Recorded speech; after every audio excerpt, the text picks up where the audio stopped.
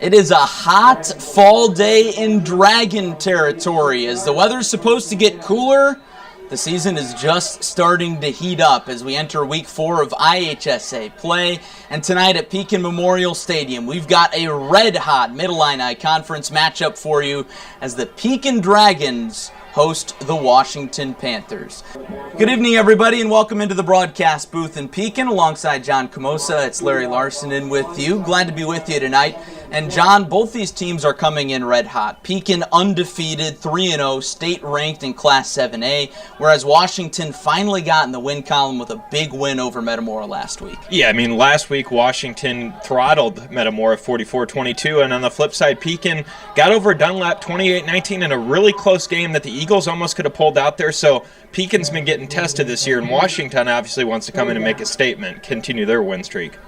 As for Pekin's offense, the talk of the town has been the dynamic duo of Kanye Tyler and Tanner Sprecher. Yeah, it has, and one thing that Washington's going to want to have to do is the defensive line is going to be have to be really solid tonight, because both Sprecher, he's more of your power runner who can just bowl over guys for extra yardage, whereas Kanye Tyler's your speed. So the secondary is definitely going to have to be prepared for him as well once he breaks free. Not to mention Scott Jordan at quarterback and Bo Benassi out at wide receiver as well.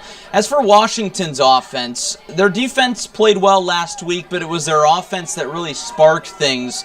And it was more of a question mark in the first 2 weeks, but they started to settle in last week thanks to Kanan McQuarrie and Jake Stewart at quarterback. Yeah, Jake Stewart, first year at quarterback, obviously multi-sport athlete, so he's a talented player, and he really got it going for the Panthers at the QB position. And then, like you said, Larry, they were rolling on defense as well to really put a halt there to the Redbirds' scoring drive. So look for Washington to come out and try to continue what they had going last week. And looking at the Mid-Illini Conference standings now, Joko, it's very early to be talking the conference race, but this matchup could very well set the tone. Yeah, and I mean, both teams know coming in, this is kind of the bulk of the schedule. You got your Metamora for Pekin coming up, Morton, teams like that. Obviously, Dunlap, Washington still needs to play them. So this is the game that both teams want to win today. 100% should be a tough physical matchup. Both coaches, when you ask them about this game on the calendar, they usually say one thing: it's going to be physical. It was a classic last year. What will tonight hold? We'll find out next on Clutch Sports Media.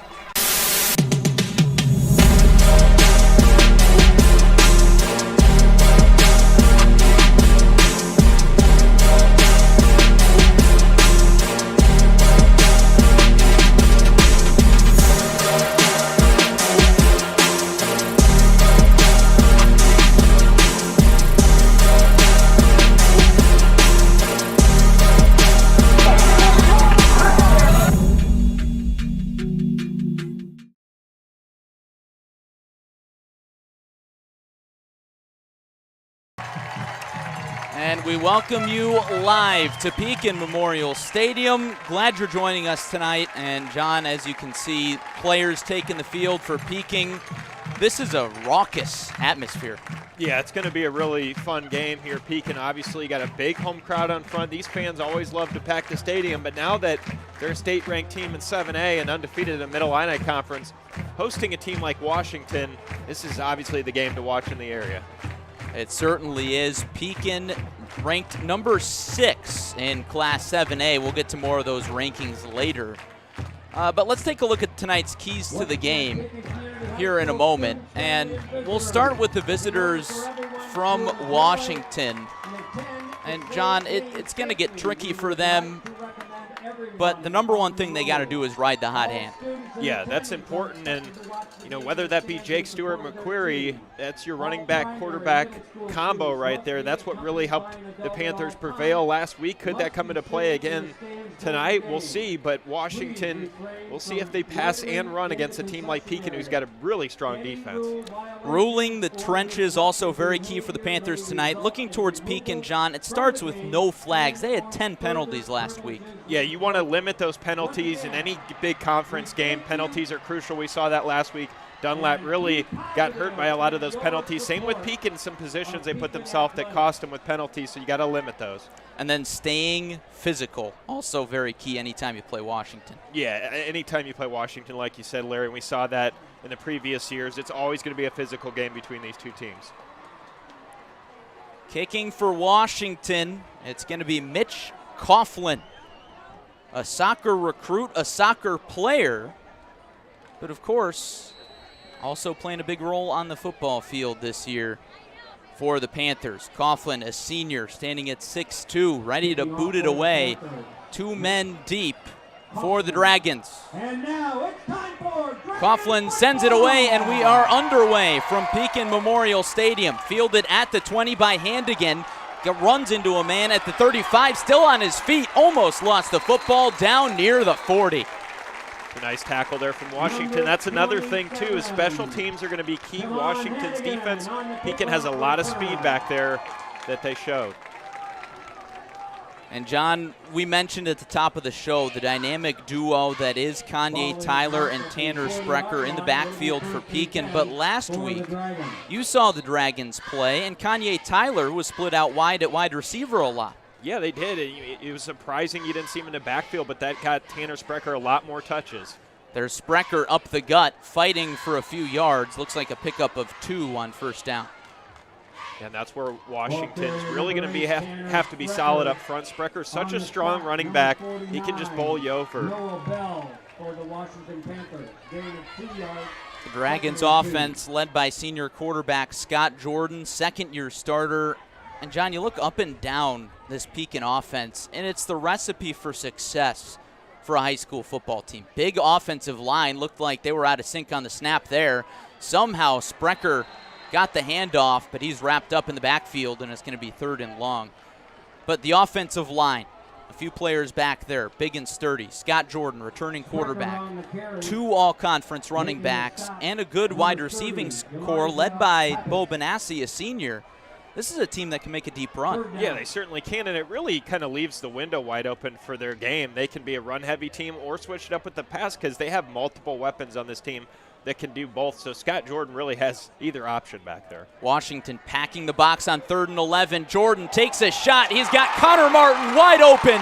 Down the sideline, tripped up past the 20.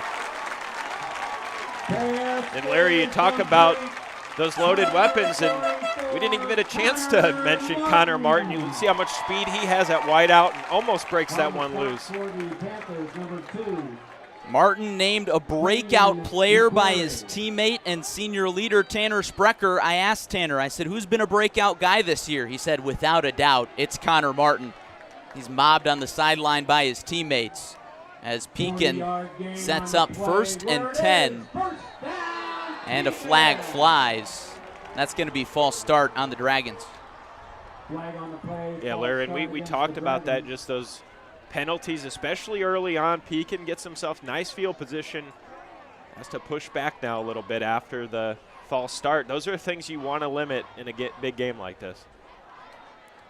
Pekin with 10 flags last week for 115 yards, but they still managed a 28-19 win. Jordan gives up the gut. Sprecher keeping the legs moving. Gain of about 3. Yeah, Sprecher's one of those players. He's just so physical, and he can wear you down all game. He just keeps going right up the middle there. That's where Washington's defensive line just has to continue to stay solid up front. 2nd down and 8. Ball on the Washington 11. Jordan under center. Give up the gut to who else but Sprecher. And he runs into the wall of Washington Panthers. Still a gain of about 2. It's going to be 3rd and manageable. John, do you take a shot for the end zone here? I think you could. You got Bo Benassi coming out there on your left. Also another good wide receiver in Houston, Roberson there on your right-hand side. 2 guys with a lot of speed. Look for that slant route or potentially, another run. Sprecher can get you yards. Ian Nettles at the top of your screen. Bo Benassi at the bottom. Jordan out of the gun. It's a fake. He's looking for Benassi in the end zone. Looked like a little contact, but no flag, and it falls incomplete. Pass attempt incomplete. So, John, it's going to be 4th and 5. And it looks like Pekin's staying out. Almost a no-brainer. Yeah, I mean, I think they want to come out here, make a statement early, get that first touchdown. We'll see what they elect to do here. If they keep it on the ground, Washington's line up front's been solid, but will they go to the air again? Nettles comes out. Dom Brown, a senior, checks into the ball game. Jordan looking for the play call from the sideline. Sprecher in the backfield with him. Fake to Sprecher, again looking out wide. It's Handigan, clobbered past the 5. He reaches for the goal line, and he's in.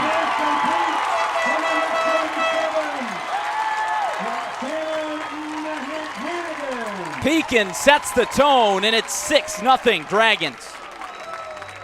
Really good effort there from Seth Carbaugh, able to get that tackle, but just couldn't get him before he crosses the line. And great decision from Pekin there to come out here, like I said, make that statement, and get that first score on the board. Miley Hansen on for the point after, and it's blocked. Hansen rarely blocked this year, 15 for 17 on the year in extra points, but she's denied there, and it's 6-0 Dragons. We're going to take this moment to remind you of our great sponsors here this week, and of course, every game of the week is brought to you by our good neighbors at State Farm, and this week's presenting sponsor is Zach Butler's State Farm here in Pekin. For all your insurance needs, 309-347-3115 or online at sfbutler.com, and also by all your local State Farm agents from around the area supporting Clutch Sports Media all year long. Jody Brown, Zach Butler, Jake Weston in Peoria, Pekin, and Washington. For all your insurance needs, it's State Farm. Hansen will kick off as the Panthers look to respond early, trailing here in week 2 of Mid-Illini play, week 4 of IHSA play. Now a chance for Washington to get the ball back here, try to push downfield, maybe tie this game up. You don't want to catch yourself too far behind Pekin, but that's a duck of a kick, and it rolls out of bounds. Flag flies for kick out of bounds, and the Panthers will have some good field position to start their first drive. Yeah, they will. Anxious to see what the Panthers do on their first possession here. Try to run that ball again like they did last week. Gave them a lot of success on the ground. We'll see how Pekin's defense responds.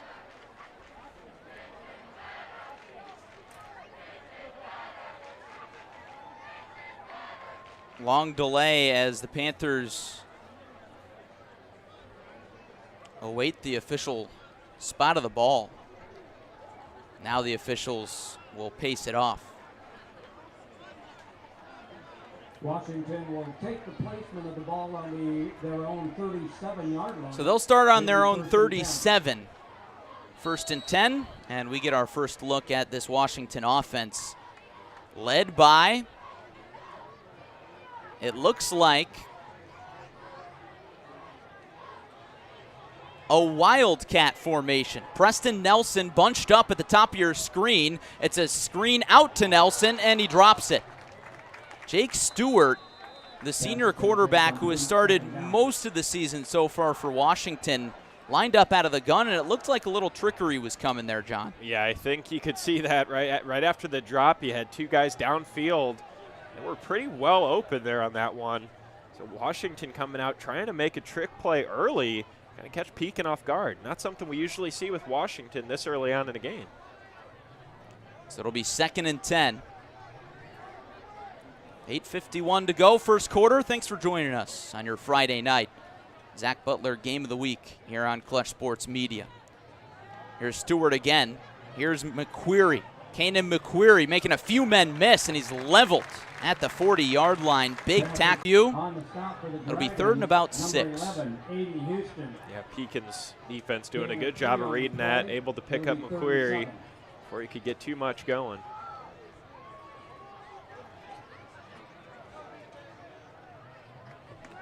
John, in the last few years, Washington's had a lot of good quarterbacks. They've been able to really balance the pass and the run well. But so far this season, they have struggled passing the ball. It's going to be a run-heavy offense tonight. Stewart going to the pass here, looking for the outside, nearly picked off, and it's hauled in by Barth. That'll move the chains. A break of luck for the Panthers. That was a nice throw by Stewart, and able to corral that one. It looked like it just went over the intended receiver's head and able to end up in Barth's hands, but Washington moving the chains. Panthers move the ball into Dragon territory at the 47-yard line. It'll be first and 10. Stewart leading the drive. 3 wide receivers at the top of your screen. Barth, the furthest. Stewart fakes the give to McQuarrie, and it is McQuarrie looking for the sideline. Couldn't turn the corner. Gain of 3. On the carry. Yeah, the other key thing for Washington, too, is that offensive line is going to need to give McQuarrie some blocks up front. They're got to really run around to the outside to try to evade some tackles coming in, but Washington's offensive line up front is going to be big for them tonight if they can open up some holes for McQuarrie. Washington head coach Darryl Crouch in his 18th season said that this offensive line has struggled early, and it's really the toughest position to develop. There's McQuarrie again, couldn't get any blocks. Looks like that'll be a loss of 1. Yeah, Pekin did a good job against Dunlap on that too last week, able to limit some of those runs up the middle, but tonight they're showing that against Washington, and will that eventually turn Washington back to the pass if it doesn't work out with the run game as much? Looks like the Panthers are going to go out of the gun again. 4 wide receiver set. No tight ends. Man in motion. Stewart rolling out right, looking for a man, in and out of the hands of a Pekin Dragon. Pass incomplete, out of the hands of Connor Drowns. And Drowns had that big interception late last week to help Pekin seal a victory. Almost picks that one off right there for the Dragons. However, flag flies, and the chains move anyways. There you go. There's the penalties coming back to haunt Pekin yet again. Got to limit those penalties. 4 wide receiver set yet again. Stewart looks left, now chucks it deep. He's got a man open, and he makes the catch. That was Barth again. Braden Barth having a huge game. Brayson Barth, rather, a junior, didn't have any catches last week, but now Washington is airing it out. And this is a different look from the Panthers that we have not seen yet this year. And Larry, you think maybe that throws Pekin off their game plan if they really keyed in on Washington run heavy. Now they're starting to pass, and Jake Stewart really putting them right on the numbers. From the left hash, Stewart out of the gun. Godinez in the backfield with him. Stewart's going to keep it, has a hole, and he can practically walk in. Panthers tie it up. Jake Stewart in for the touchdown. It was just a really solid drive there from Washington in that possession. And then Jake Stewart able to finish his own business there at quarterback, call his own number, and get the score for the Panthers. Chance to now take the lead with the extra point. That'll be Coughlin on the extra point, Stewart on the hold. Chance for Washington to take the lead. Kick is up, and it sneaks in there, and the Panthers are in front 7-6 after a 63-yard drive.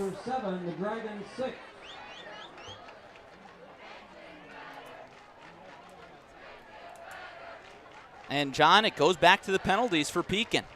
Yeah, it does. I mean, that's a possession right there. You could have the ball back, able to, have some life there after the penalty, and Washington makes Pekin pay right there with a long pass to Barth, and then Stewart able to call his own number and get in the end zone. It's little things like that that completely change the game, but penalties are going to be big on not only Pekin's side, but Washington's side. You got to limit them both ways.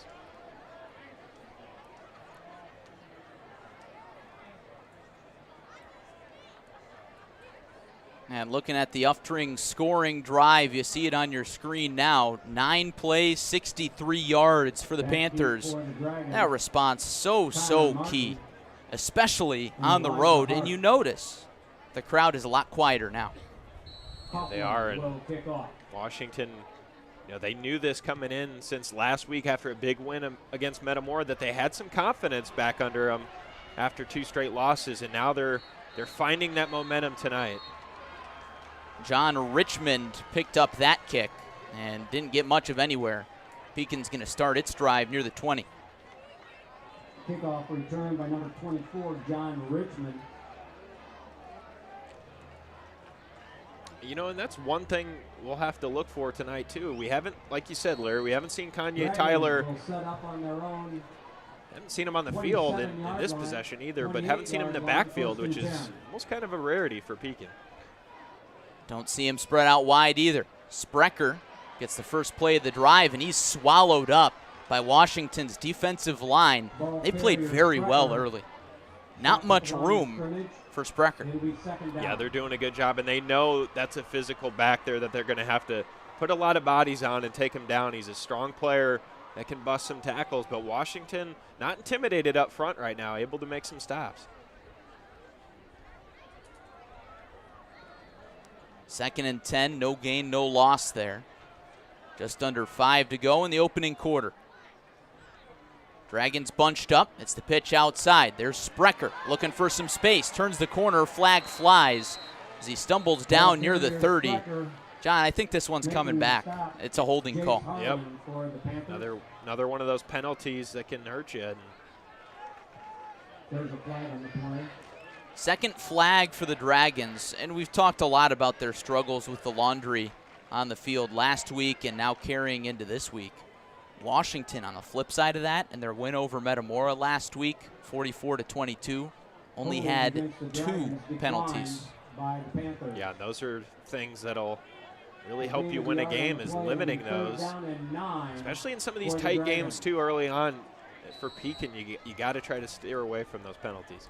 Penalty declined. 3rd and 9. Jordan back to pass over the middle, over Benassi, but a flag flies, and that's likely to be pass interference on Seth Carbaugh.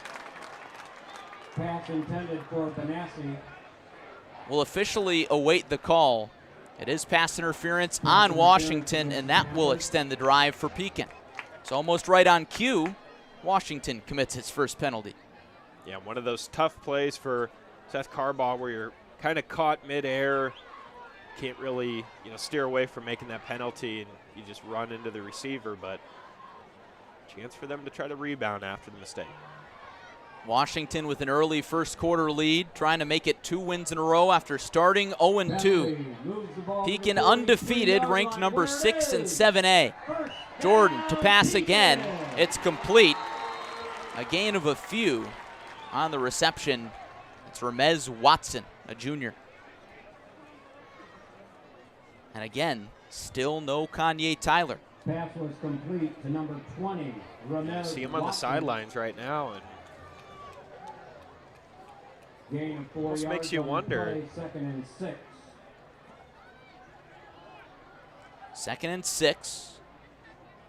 4 wide receiver set. Sprecher in the backfield. Jordan back to pass. In the pocket, through traffic, and it's picked off by McQuarrie. Gets through traffic. He's downed at the 40, and the Panthers force a turnover. Not only is McQuarrie just such a threat on the offensive end, he gets after it on defense as well, able to make that interception. Now, look at Washington coming out here and setting the tone early. Panthers will set up on their own 40-yard line, 1st and 10. Panthers want to put the Middle-Illini Conference on notice. And we mentioned that 0-2 start, John, but you almost put an asterisk on it. They lost to Highland, state-ranked at home, and then they got creamed by Kankakee, another state-ranked team in 5A, perhaps one of the best teams in the state, in week 2. Yeah, and those are two early games, your first and second game of the season, just trying to work out some kinks. Godinez throws it away. Washington tried the trick play there. Halfback pass, but nothing was brewing.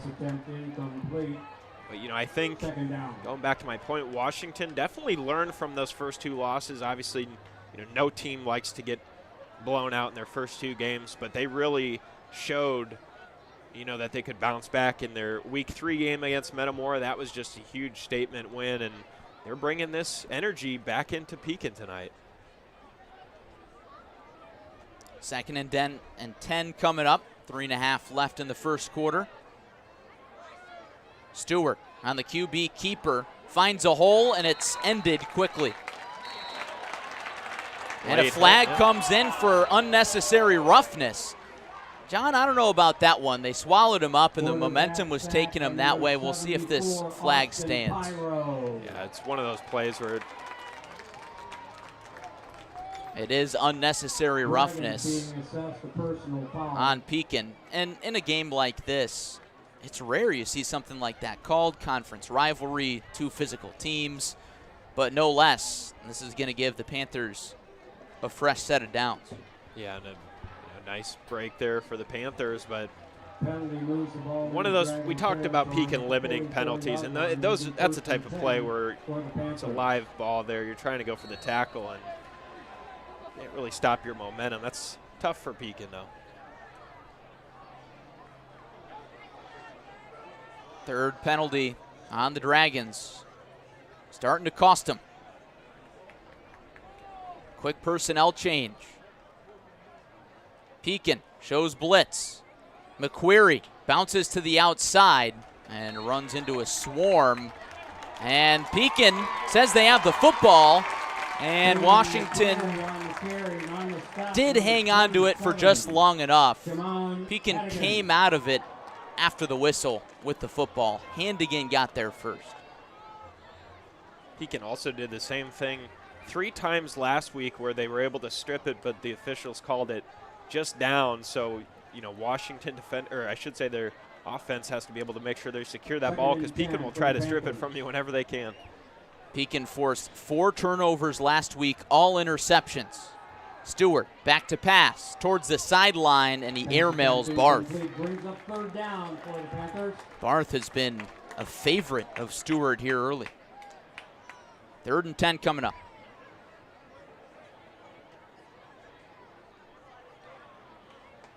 I like how Washington's switching it up, going to the air. It seems to be working for them a little bit more in some of those long pass plays, but they're going run pass. Maybe throwing Pekin off just a little bit, expecting the run early on in that first quarter. Stewart doubling his amount of completions from last week when he went 2 for 4 against Metamora. Tonight, he's 4 for 6 for 54 yards. He pitches to McQuarrie down the sideline, and Tyler sends him out of bounds. 2-on-2 crime brings up 4th down. Well, we haven't seen Tyler much on the offensive end, but what a hit on defense. Going after McQuarrie right there. My goodness. Washington will send out the punt team, and Mitch Coughlin, who has had a big role in Washington's special teams early this season. Coach Crouch said that he's been named their special teams player of the week for all 3 weeks because of how well he's punted. Tyler is the deep man, although he's not very deep. Pekin ready for the fake. Coughlin boots it away. It's a good one. It lands within the 10 and stops at the 1. What a punt from Mitch Coughlin. Can't do it any better than that right there. Able to back him up to the 1-yard line. That was perfect for Coughlin.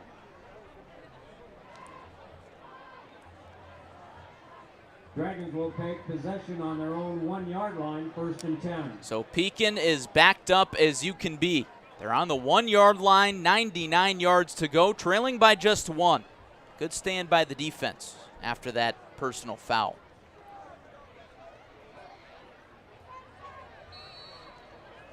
Jordan will go from the gun. Sprecher beside him. Back to pass. Plenty of time. Looks over the middle. Benassi wide open. Hauls it in. He's got one man to beat. Towards the sideline, and he's tripped up. Great pursuit from Tyler Brown. But just like that, that great punt is erased. How many times have we seen in the last few seasons Scotty Jordan connect with Bo Benassi, his favorite target? And once again, he almost takes that one to the house. You can see he started to zigzag and just gets tripped up, but what a play from Pekin. Dragons needed that one. And it feels like the momentum's starting to swing back. It's been a while since we heard that. 1st down, Pekin. Ball in the Panthers' 28. Jordan up the gut to Sprecher. Spins out of a tackle, and he's wrapped up at the ankles after a gain of 7. being stopped by Elijah Pappas. See if they continue to just go run heavy with Spracker. Gain of 6 on the play. There's a gain of Second and 6. 4. So it's 2nd and 4. Sprecher again back there. Man in motion, the give to Sprecher. This time he's hit at the line, but almost every time, John, it seems like Sprecher gets first contact but gets through it. Yeah, and he did that a lot last week, too, against Dunlap, and he's just been doing that throughout his high school career here. He is such a physical player, just bounces off tackles, able to get extra yardage. Tough to bring down. Even Washington tonight, they're really throwing everybody at him and still able to get those extra couple yards. Sprecher out of the game, and here's Kanye Tyler in the backfield for the first time tonight. 3rd and 4. The fake pitch to Tyler. Benassi pushed over, and it's intercepted by Carbaugh, but the flag flies in late. That's a clear pass interference. Yeah, you couldn't get any more clear than that. Washington thought they got that interception there, but it's going to go back to Pekin. That's going to give the Dragons a first down and yardage. And that's been the trend early, John. These early mistakes resulting in penalties for both teams, giving second chances and third chances and fourth chances. And Carbaugh going on that one-on-one matchup with Benassi knows he's got to be careful to try to eliminate those pass interference calls. Once again, that's the second one for him tonight. First and 10 for Pekin. Ball on the 11. So they just miss a 1st and goal situation. Tyler still out there. Benassi at the bottom of your screen. Jordan this time does pitch to Tyler. Looking for the outside, weaving in and out to the sideline. Just missed the goal line, but he gets past the chains, and now it's 1st and goal. Kanye Tyler on the carry. So you think right here, if Pekin loves his goal line play with Tanner Sprecher, you might see him just try to power one up the middle to take this lead back. Pekin brings in the heavy set. Sprecher in the backfield with a fullback. Braden Beckham back there. Sprecher towards the goal line, brought down short. No, it's a touchdown. Pekin with the response, and they're going to go for 2. Just able to get it over. Looked like Washington had him stopped just short, but like we said, Sprecher just fights for those extra yards. Once again, does it for the touchdown. Pekin's going to try and get their score back up to 14. Same set stays in. Sprecher and Beckham in the backfield. Jordan rolling out, has a man, and completes to Handigan. 2-point conversion is good, and now it's 14-7 in favor of the Dragons. And we'll take this opportunity to remind you of our great sponsors, starting with our presenting sponsor tonight, Zach Butler, State Farm in Pekin. For all your insurance needs, visit him online at sfbutler.com or by phone, 309-347-3115.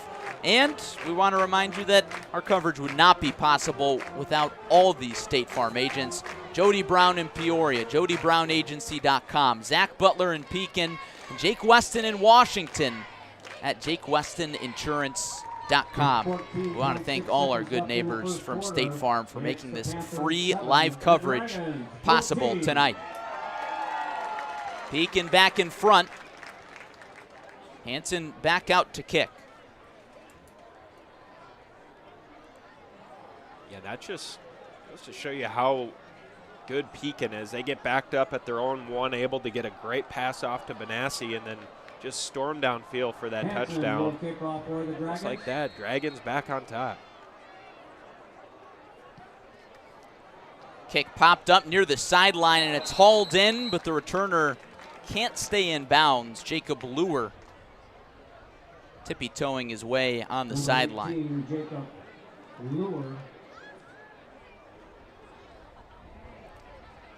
13 seconds left in the first quarter. Thanks for sticking with us on your Friday night.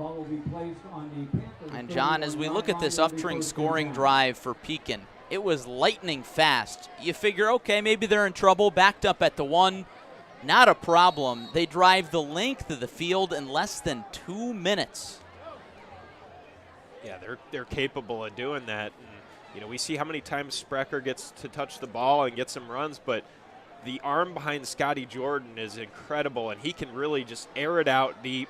Bo Benassi with so much speed right there, he beats his man wide open downfield and then able to put him in great field position from there, just more running plays and eventually a score.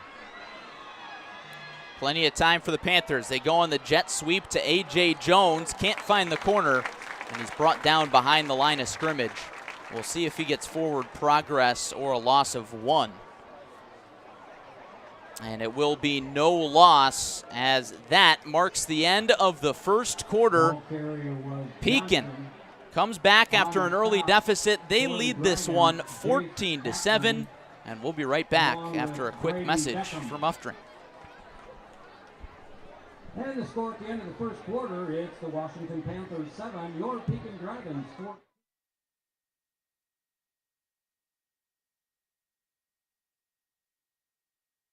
6 dealerships, 500 used vehicles, 1 location. It's the Uftring Auto Group 40th Anniversary Multi-Dealer Celebration Sale. For 3 days only, 500 used vehicles are coming home to Washington, where Kerry Uftring started 40 years ago. Through Monday at Uftring in Washington. And we welcome you back into Pekin. Our coverage wouldn't be possible without Uftring or Zach Butler State Farm in Pekin. Give him a call, 309-347-3115, or visit him online, sfbutler.com. And all these State Farm agents, whichever one's closest to you, give them a call. Jody Brown, 309-693-1103. Or also Jake Weston in Washington, 309-444-4441. Larry Larson, John Camosa in with you, heading to the second quarter from Pekin Memorial Stadium. Dragons with the lead thanks to a 99-yard drive, capped off by a 1-yard run from Tanner Sprecher. Yeah, Washington able to get that lead back to 7-6. Pekin just responds quick, able to go back up, and now you hear that crowd back into it for the hometown Pekin Dragons, and Washington's going to have to come out here and try to make that same statement, get the momentum back. False start, that won't help momentum. Penalties always hurt you, especially early on in a game. You don't want those to come back and haunt you late. With a young, inexperienced group, you're going to get that a lot, John, especially with this offensive line. You look down the line, only 1 senior. It's Noah Wiley. And it also includes a sophomore in Cash Wisher, who's got a club on his hand. 6 guys playing in casts this week for the Panthers. Yeah, and that's never a good thing. And especially, like you said, Larry, being so young, you're going to have some of those mental mistakes. QB option handoff to McQuarrie, and that proves to be an insufficient option. It'll be a loss of 1, and now it's 3rd and long. And just like this, John, it looked like it was all Washington. After that good punt from Coughlin, Pekin goes down, gets the score, and now if Washington doesn't convert here, they could really be in trouble. Yeah, you got to make sure you're trading blows for blows, because if you give that ball back to Pekin, they get down and score again, and it's 21-7, that's not a position Washington wants to be in. A passing situation for Jake Stewart and company. He's out of the gun. McQuarrie beside him. Pump fake. Down the sideline. Looking for Barth again, and he overthrew him. Interception for the Pekin Dragons. It's Connor Drowns. Drowns had that big interception last week off Madden Burke of Dunlap. Was able to seal the game. He gets another one tonight. And just like you were saying, they get the ball back now, and Washington's defense has really got to buckle down and come up with the big stop here. For Pekin, they want to come down and score. Dragons with an opportunity to really take a firm grasp on this ball game on this drive. leading by a touchdown. Pekin undefeated, ranked number 6 in Class 7A here in week 4. Jordan out of the gun, gives up the middle to Sprecher, bounces off a man, past the 50, and stumbles forward for a short gain. Sprecher able to keep the legs moving, gets a couple extra yards. You never know when they throw that pass back in there. Washington's got to be ready for something like that if they get a couple runs off and then go back to the air. 2nd and 8. Sprecher again in the backfield with Jordan. QB option. Jordan keeps it, and he's swallowed up. Good job by Jace Harlan and company, the junior linebacker. One of only a few returning starters for Darryl Crouch's Panthers. Washington trying to come up with the response after that interception. 3rd down and 8. Tyler into the ball game in the slot receiver spot. Jordan back to pass. Going right, and he overthrew. Almost an interception past John Richmond. So it's a 3 and out. Good defensive stop there from Washington, able to force them 3 and out. And Pekin, just a couple plays that were well defended there from Washington. And now Washington, second chance here, get the ball back and try to get something working better on their next drive. Luke Goss will boot it away. And it's Barth back deep to return. Huge response for Washington. Things could have gone south really fast. They did not. Washington's going to bring the house. Can they get to him? They can't. Line drive kick. Barth is going to take it back. Wrapped up. What a tackle. A great play on special teams by the Pekin defense. That was Bradley Hoover, or rather Connor Martin, I believe, 44. We had it wrong. It ended in a 4. That's what I heard. I saw 34 on my roster, and that's what I said first. Connor Martin, indeed, on the stop. So it's 1st and 10 for Washington, deep in their own territory, as both defenses start to settle in. But how about Connor Martin, though? Got back there quick. I mean, that was quite the tackle, and Barth didn't really even have a chance to get around to the outside before he was hit. Special teams play, especially in these games, can make a big difference. Here's Stewart, lowers the shoulder, charges towards the 30, brought down just short of it. Looks like he got to his own 29. Jake Stewart using the legs. You mentioned that at the top of the show, John. Stewart, a multi-sport athlete, and we've seen that showcased throughout the night. Yeah, we have baseball player, basketball player, so obviously some of that speed and agility you have to use in both sports applies to the football field, and we've seen him call his own number tonight, get some nice runs, and, you know, he might have to do that a lot more if they can't get some of the pass game working as well. He ran for 104 yards last week against Metamora. He gives to McQuarrie, looking for space on the outside, gets around Sprecher, and he eventually brings him down. That'll be a loss. Tanner Sprecher coming out of the linebacker spot with a big tackle. McQuarrie trying to find some type of opening back there, but Pekin just swarms you right as he gets to the outside there, met by a load of defenders. 3rd down and 7 for the Panthers.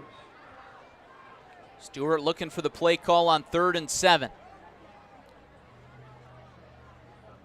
Washington going to the heavy set with Garrett Cox, the tight end, on the near side of the screen. Stewart back to pass, throws right over the middle, in traffic. The catch is made by Carbaugh. Enough for a 1st down. That was a big conversion there for Washington. Chance to get that first down. Don't put themselves in a 4th down spot. They're moving the ball right now. Stewart, I like that he's going through the air a lot more this week and showing off that arm. After some stout defense from both sides, Washington trying to flip the game back into the scoring column. Trailing by a touchdown and an extra point. Nearing the halfway point of the second quarter. Been a good one so far. Glad you're joining us. Stewart on the jet sweep. Godinez tripped up. He'll lose a few, but we'll see what the flag is. Ball carrier Jack Godinez on the stop for the Dragons. Number 4, Cameron Hodgson. Waiting on the call. False start on the Panthers. Second time we've seen that tonight. Those are just those ones we talked about. Eric Crossley is going to move Washington back. Penalty is declined, as Pekin will instead take the loss of about 2 against Washington to make it 2nd and 12. Fair enough. 2nd down and 12 for the Panthers. Washington's offensive line getting worn down, starting to get late in the first half. Stewart, low snap, looking over the middle, has plenty of time. Chased out of the pocket, throws on the run over Carball. Quarterback Stewart throwing the ball away. And John, that's the advantage of having a senior quarterback like Jake Stewart. We have not seen him make a lot of risky throws tonight. That's a play where it's his man or it's an incomplete pass. Yeah, he could have got in trouble there and, made a bad pass, forced another interception, but I like that he, adverts to throw the ball out of bounds instead and just let it sail over his wide receiver's head. It's plays like that that kind of show that senior veteran on your team there that doesn't make those little mistakes. Stewart, what you might call a gap year quarterback, filling the gap between a starter last year in Noah Burlett and the starter likely next year in Preston Nelson. Big transfer that Washington got from Janesville, Wisconsin. Timeout. Panthers take a timeout. They want to talk things over before 3rd and 12, and we want to talk to you about our great sponsors here tonight. Our good neighbors from State Farm, starting with our presenter. 6 dealerships, 500 used vehicles, 1 location. It's the Off-Tring Auto Group 40th anniversary. Zach Butler, State Farm in Pekin, 309-347-3115. Give him a call or visit him online at sfbutler.com. And every game this year presented by all of these good neighbors around the Peoria area. Jody Brown in Peoria, Zach Butler in Pekin, and Jake Weston over in Washington. I wonder if those two maybe have a bet on this game, maybe having a little fun with it. Zach Butler in Pekin, sfbutler.com, Jake Weston at jakewestoninsurance.com, and Jody Brown, perhaps the neutral party here this week, jodybrown.agency.com. I know Jake's a Washington alum. He's a big Panthers fan. Zach Butler, a big supporter of our broadcasts in Pekin these last few years, so we appreciate all our good friends at State Farm. Out of the timeout, 3rd and 12 for the Panthers. Empty backfield. Stewart, plenty of options. Rolls left. Flag flies. He's going to keep it and get hit, sandwiched between Jace Hackman and Tanner Sprecher. Ouch.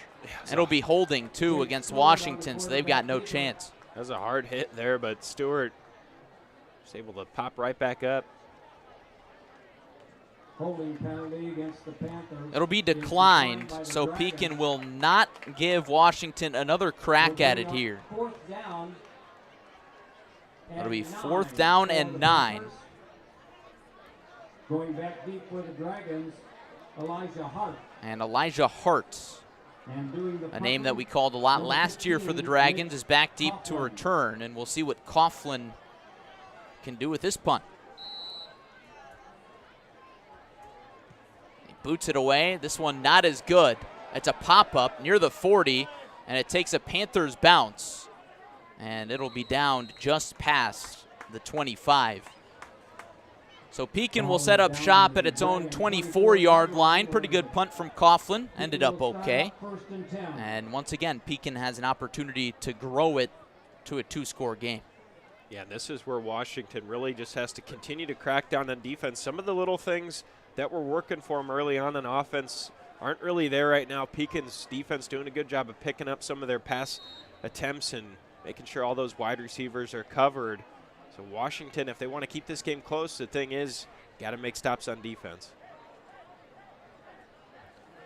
Scotty Jordan and company out of the gun. Jordan over the middle looking for Tyler and Benassi. And it falls almost in the center of the Black P. And you might be able to see Doug Nutter, Pekin's head coach, down on the sideline, holding out his arms. He's looking for the penalty there, didn't get it. John, I don't know if you saw any contact. I didn't catch any. You know, it was tough to say. There might have been a little bit, but not enough to really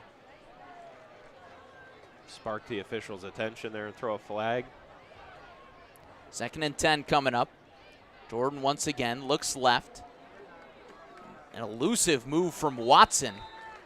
And he gets near the chains. It's going to be 3rd and short.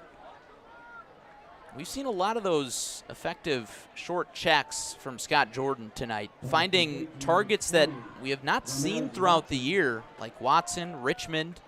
We've called their names a few times. Gain of 8 yards on the play. It'll be Pretty 3rd balanced so down and 2. far. And Scotty Jordan looking for some newer targets. He's got 4 of them spread out wide.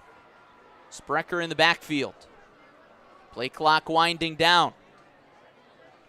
3rd and 2. Jordan out of the pocket. Blitz coming, and Cox gets to him. It's chucked up towards the sideline. What a play from Jordan to get rid of that football as Cox almost had a sack. And you saw Benassi hustled over there. That ball might have been a little bit more inside. He could have pulled that one down complete, but great job from Washington's defense, able to get in the backfield and make another stop. So their defense is stepping up big right now. In case you're just joining us, 14-7 Pekin. All the scoring in this one in the first quarter. Dragons taking the lead on a 1-yard run from Tanner Sprecher with 14 seconds left in the first. That's the difference right now.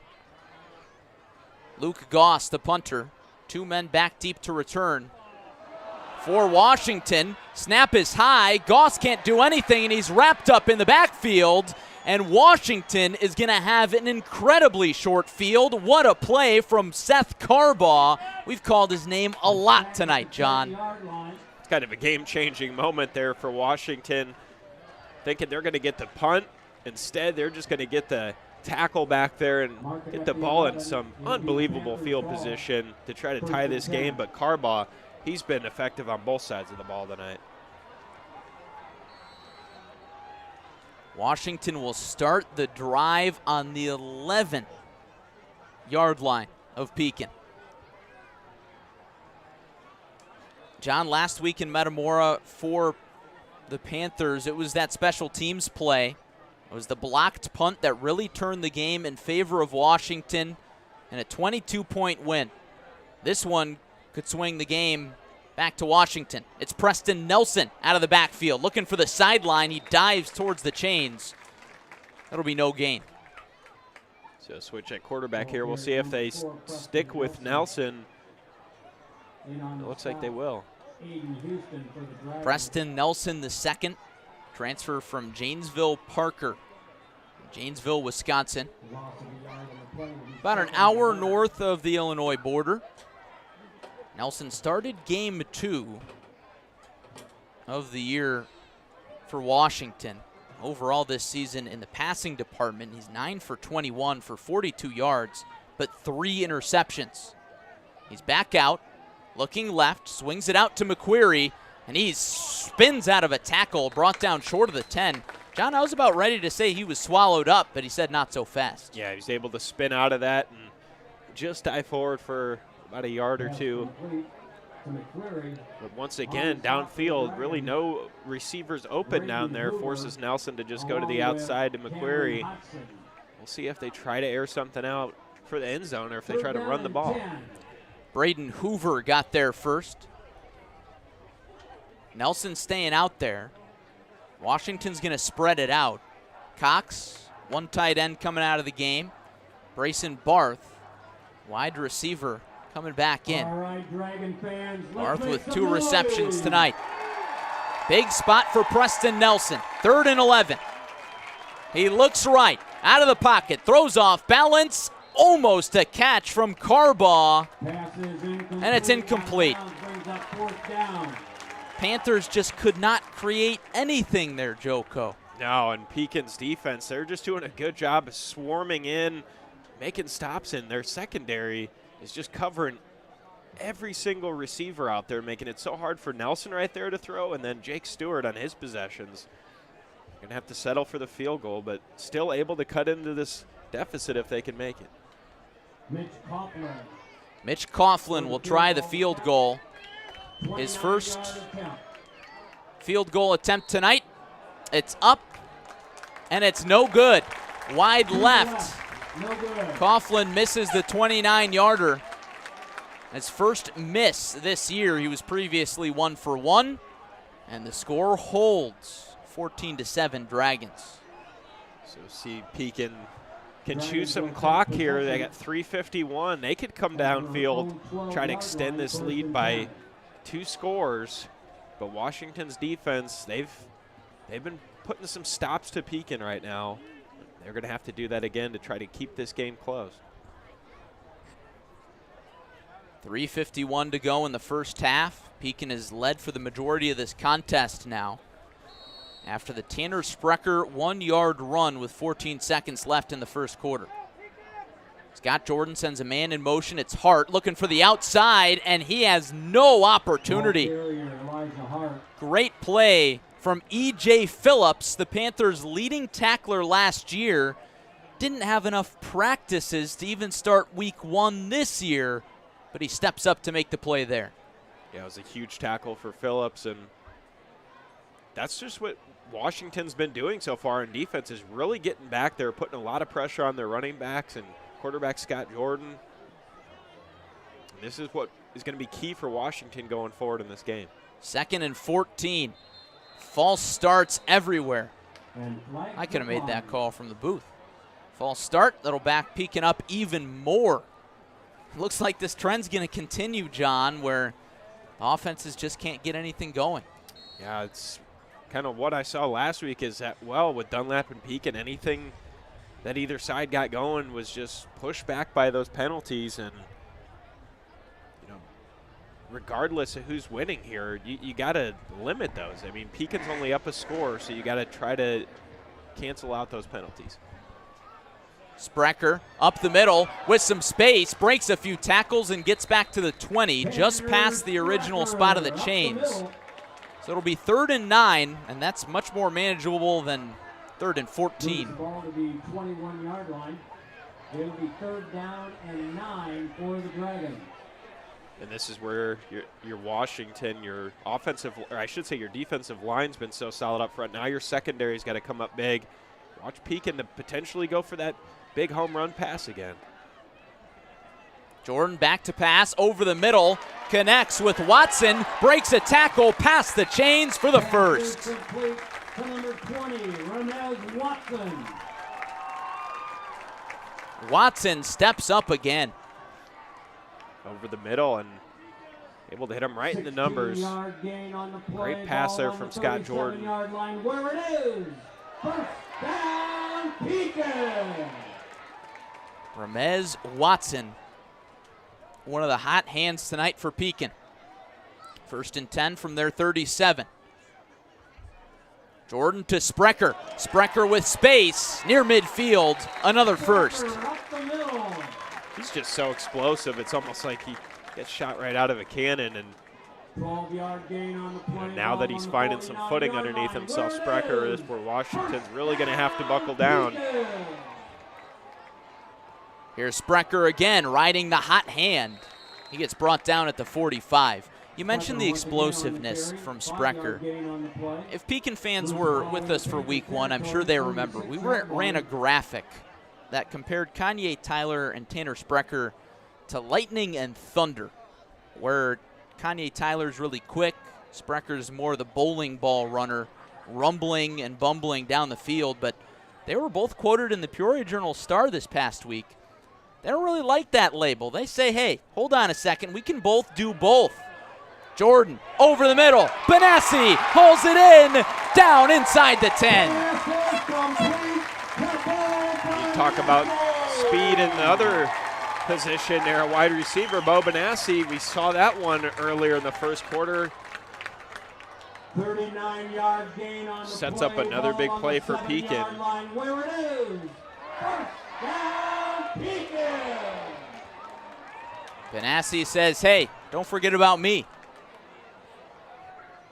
It's been a big spot of emphasis for opposing defenses since his sophomore year and that weird spring COVID season.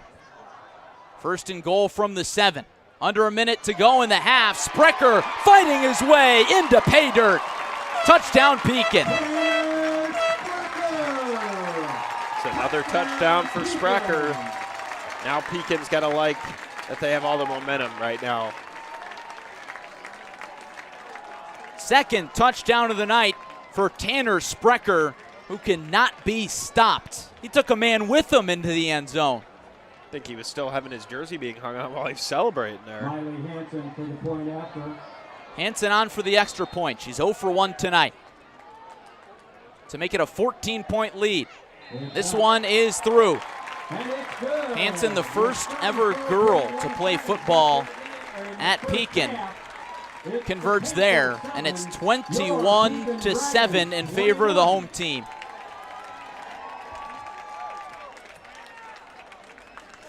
So if this lead holds before halftime, gotta like where you're sitting if you're Pekin. 2-score lead, and right now Washington's offense really hasn't had an answer against Pekin's defense. So there's got to be some type of adjustment made if Washington wants to get back into this game.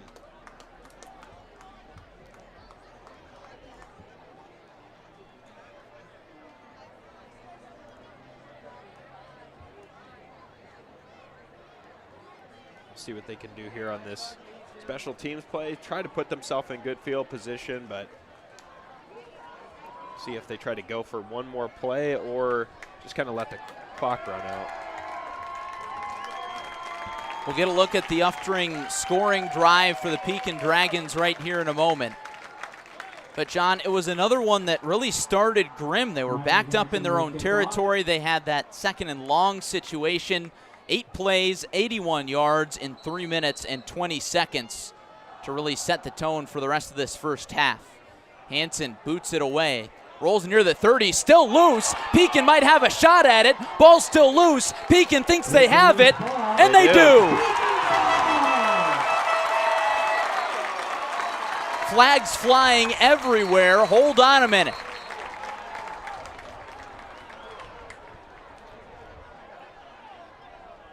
Pekin's sideline was going nuts. It wouldn't surprise me if this was a sideline warning.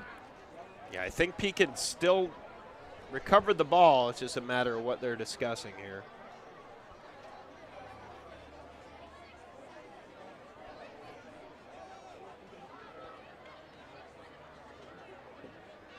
The crowd anxiously awaits the call. Personal foul against Pekin. Personal foul against Washington. Offsetting. So it's not going to matter. And Pekin will start a drive inside the 25 with 30 seconds left. And John, if the Dragons score here, you don't want to say it's over. Still a lot of football left. But it would be incredibly hard for Washington to come back. Yeah, like you said, the game's not going to be over just quite yet if they do score, but you're in a really, really good spot if you're Pekin if you can tack on one more. Pekin with 3 timeouts. Jordan in the pocket, looking long for Kanye, and he got it. It's incomplete. It looked like Tyler held on to it, but the ground jarred it loose, and it'll be 2nd and 10. Yeah, what a great effort, though, and Looked like he did get that foot down. Like I said, ball just popped right out as he landed on his back. Man, that would have been a great catch, but still 1 or 2 chances to air one out. I like the idea from Scotty Jordan here.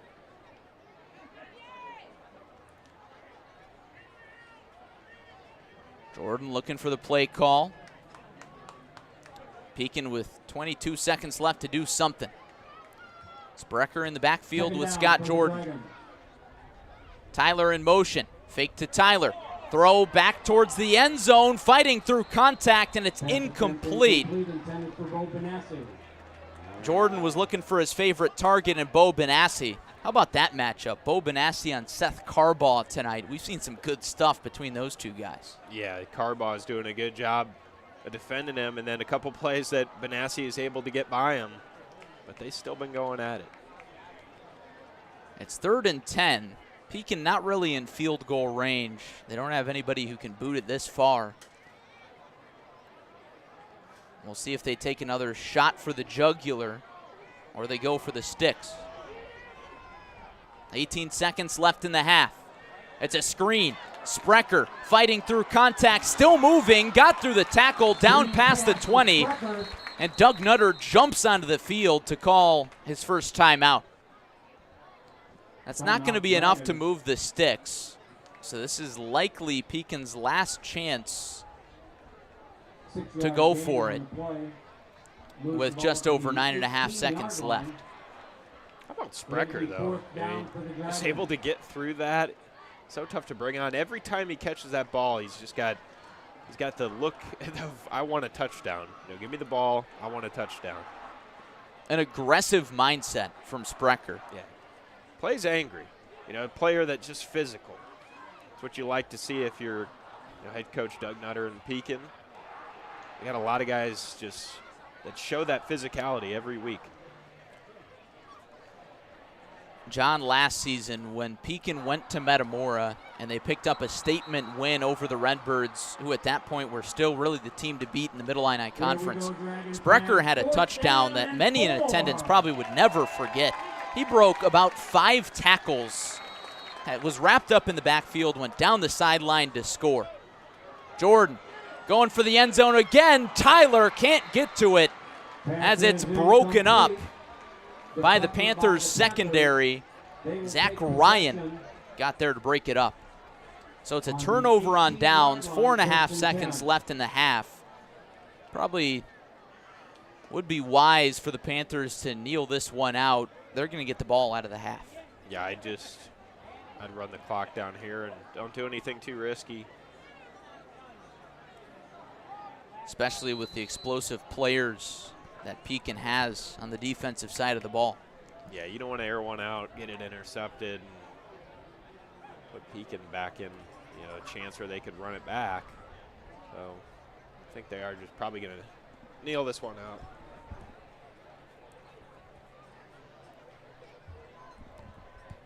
They will indeed take an E.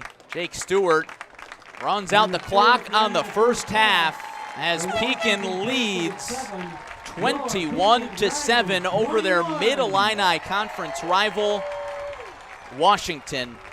And John, it hasn't been pretty for either team, you could say. But it's that resiliency that we saw at the end of the game last week for Pekin that has shown through at the end of the first half. Yeah, I mean, that was a big touchdown, able to go up 2 scores now. Really kind of the turning point there for Pekin. Washington, their offense was looking good early. Now they're finding a little bit of some kinks they need to adjust here at halftime, where Pekin's doing a really good job of just reading some of their plays. Pekin with a very strong finish in the second half, or rather the first half, taking all the momentum into the second half. And John, as we welcome you into the broadcast booth here in a moment, or maybe we don't. Tried to get it all squared up, but it really started with the defense for Pekin, and they did not allow a score in the second quarter. Yeah, I mean, that was big. And Pekin can do that to you. I mean, they showed that against Dunlap where they just swarm you. They did the same thing where they're swarming Washington tonight, and that's what makes them such a great team and obviously a state-ranked team in 7A. They just come out there and really show their dominance. And now we welcome you into the broadcast booth. Tanner Sprecher with that 1-yard run to give Pekin the lead that they're still holding going into this halftime break. But who else really stuck out on the offensive side of things for the Dragons? I mean, you got to look at that combo right there between quarterback Scotty Jordan and his favorite target, Bo Benassi. Hooked up with him twice for some big plays. Got 105 yards receiving, Bo Benassi, able to find the end zone, so that was big. And as for Washington, who do you look for in the second half? It looked like they went to Preston Nelson for a little bit. That didn't work. But Jake Stewart, we saw a lot of big flashes from him, especially in that first quarter. Yeah, I think we're seeing good things out of Jake Stewart. We saw some big passes, but then when Pekin kind of figured that out and zeroed in on that, they're doing a really good job of locking those receivers up. So now it's forcing Stewart to run a lot more, so we'll have to see what kind of adjustments they can make. Darryl Crouch headed to the locker room with his Panthers. Doug Nutter and his Pekin Dragons in front over Washington 21-7. We're going to step aside for a brief break, but we do want to note that we cannot show the band halftime show. We can show it, but we can't have the music over our system because it'll get a copyright strike on YouTube. I know a lot of folks, they want to hear the band. I want to hear the band. They do great work, but unfortunately we cannot show their halftime show. Otherwise, we won't be able to go over the air on YouTube next week, and that's not really what we want. But at halftime coming up, we've got Gavin Russell with an interview with brand new Pekin AD Cole Stoner. That's coming up here in a few minutes right here on CSM. Don't go anywhere.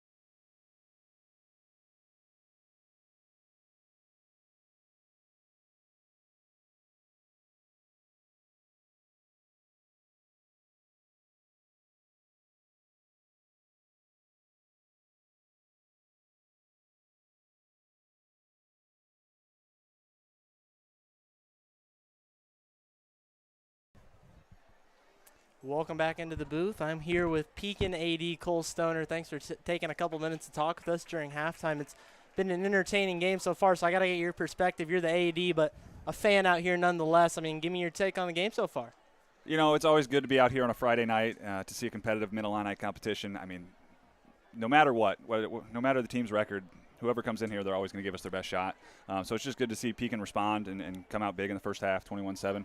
Had a few messy plays, but I think we're going to clean them up in the second half. For sure. Tanner Sprecher on fire so far. He's really one of the big backbones of this Pekin team. I mean, probably seen him several times this year. What can you say about him? Oh, you know, he's just a good kid.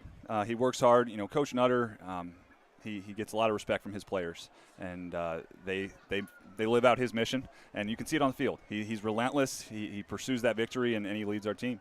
For sure. Well, I got to ask you, though, it's your first year here as Pekin's AD, but you have got a long history with this school, so kind of take us back. Tell our viewers, you know, you're the newest AD. People probably want to know a little bit more about you. Tell us your background with Pekin, kind of your history with Pekin. Let's go all the way back. You were a student here. Yeah, you know, it actually predates that. My grandfather was a head basketball coach here in the 70s and a golf coach until the early 90s. Then my dad was actually a head basketball coach here. He coached me. I played here from 2002 to 2006. So, you know, I played basketball, had a lot of fun with it. We had some success in those early 2000s years, and, you know, a lot of good memories, a lot of victories, a lot of defeats that I learned from, and then led me back here. Was able to teach and coach here, special education, and then I coached cross-country, basketball, golf, tennis, track, a little bit of everything the last 11 years. For sure, and, you know, being a coach, especially look at the recent years with COVID-19 and all the impact, teachers and athletic directors have done a great job. I mean, just what has your experience with that taught you? How has it helped you grow? I think that it's not really – I mean, yes, it's different from any other year, but it's not. The goal of athletics is to handle adversity and work through adversity, and I think that's what we did. As coaches, as athletes, as parents, as everybody, we worked through adversity. We found a way to still have athletics, to still have those Friday night games and get people together. Even though it was a little different, we found a way to do it, and I think that's pretty special. Absolutely. Well, a couple other things as well. With your time coaching, you mentioned you coached several different sports here. Give me a couple of your favorite memories with any of those teams. I mean, maybe that's kind of hard to put you on the spot with that, but maybe as a whole, how could you sum up just your experience individually with coaching? With coaching specifically, I mean, there was I got to remember the years. I think 2017, 2018, we had a basketball team that, we struggled early but really developed, and I think we were in the play-in game in the regional, and we won 3 straight at home and won a regional, beat 2 state-ranked teams. Patrick Torrey was a senior that year, Max Jones, Justin Taphorn, Brady Grasshoff. They were a lot of fun to coach. Cross country, we won a regional down at Quincy one year. Nobody really expected us to win it, and that was a lot of fun to see. But really, it's just the day-to-day watching kids grow. I mean, as a cross-country coach, it's not really about the major successes. It's about the day-to-day growth, and I think those are some of my favorite memories. No doubt about it. Well, I got to ask, we're not quite to basketball season yet, but what are you thinking about Coach Crouch and the Dragons this year on the hardwood? I'm a little partial because Coach Crouch is my cousin, and he was a teammate of mine, so I'm always going to say I expect big things from him. And I know those guys have been working hard in the offseason, so I'm just excited to see them take another step forward this year. Definitely a lot of exciting things on the hardwood there. I got to ask one more thing, kind of put you on the spot here. Favorite memory as a fan. So this can, as a student, maybe as a teacher, just being a fan of Pekin athletics, favorite memory. Oh, man, there's a lot of them. I'd say, when I was a student here, we played Richwoods for our homecoming, and we were just throttling them. But I had full body paint on. It was pouring down rain, and there was like 3 fans left in the stadium at the end, and I was one of them. And I think that was pretty memorable. I think as a young kid, watching Pekin win the holiday tournament and my dad coaching, that was pretty special. A lot of special memories watching my dad coach because, he's my idol, and I loved it. No doubt about it. Well, we appreciate you coming on and talking with us for a few minutes. It's a really nice night tonight. Not pouring down rain. You're not in full body paint, but everybody's enjoying the game. Great crowd tonight. We're going to step away. We'll be back for the second half. Larry Larson and John Camosa will bring you the rest of Pekin and Washington on ClutchSportsIL.com.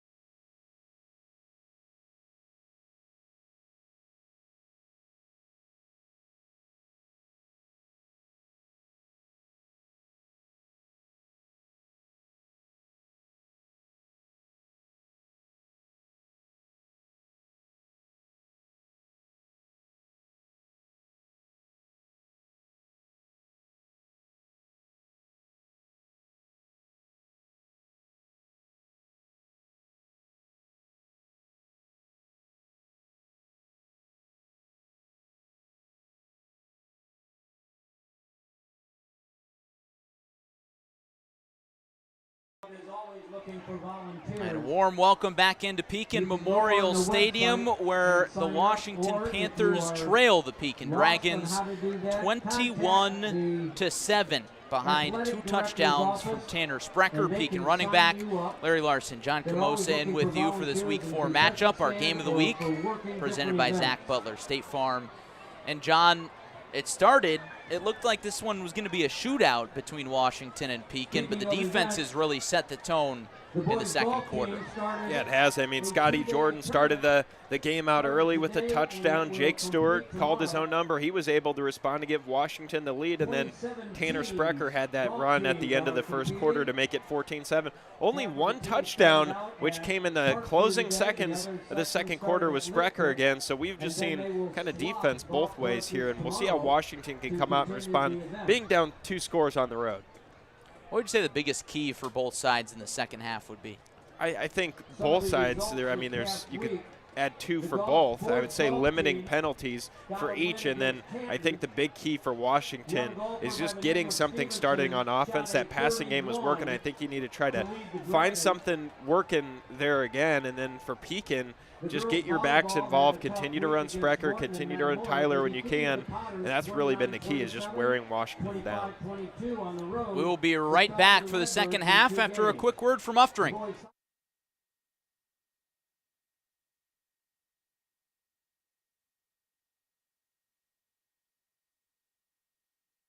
6 dealerships, 500 used vehicles, 1 location. It's the Uftring Auto Group 40th Anniversary Multi-Dealer Celebration Sale. For 3 days only, we're clearing out 500 used vehicles and paying the maximum for all trades. Through Monday at Uftring Chevy in Washington.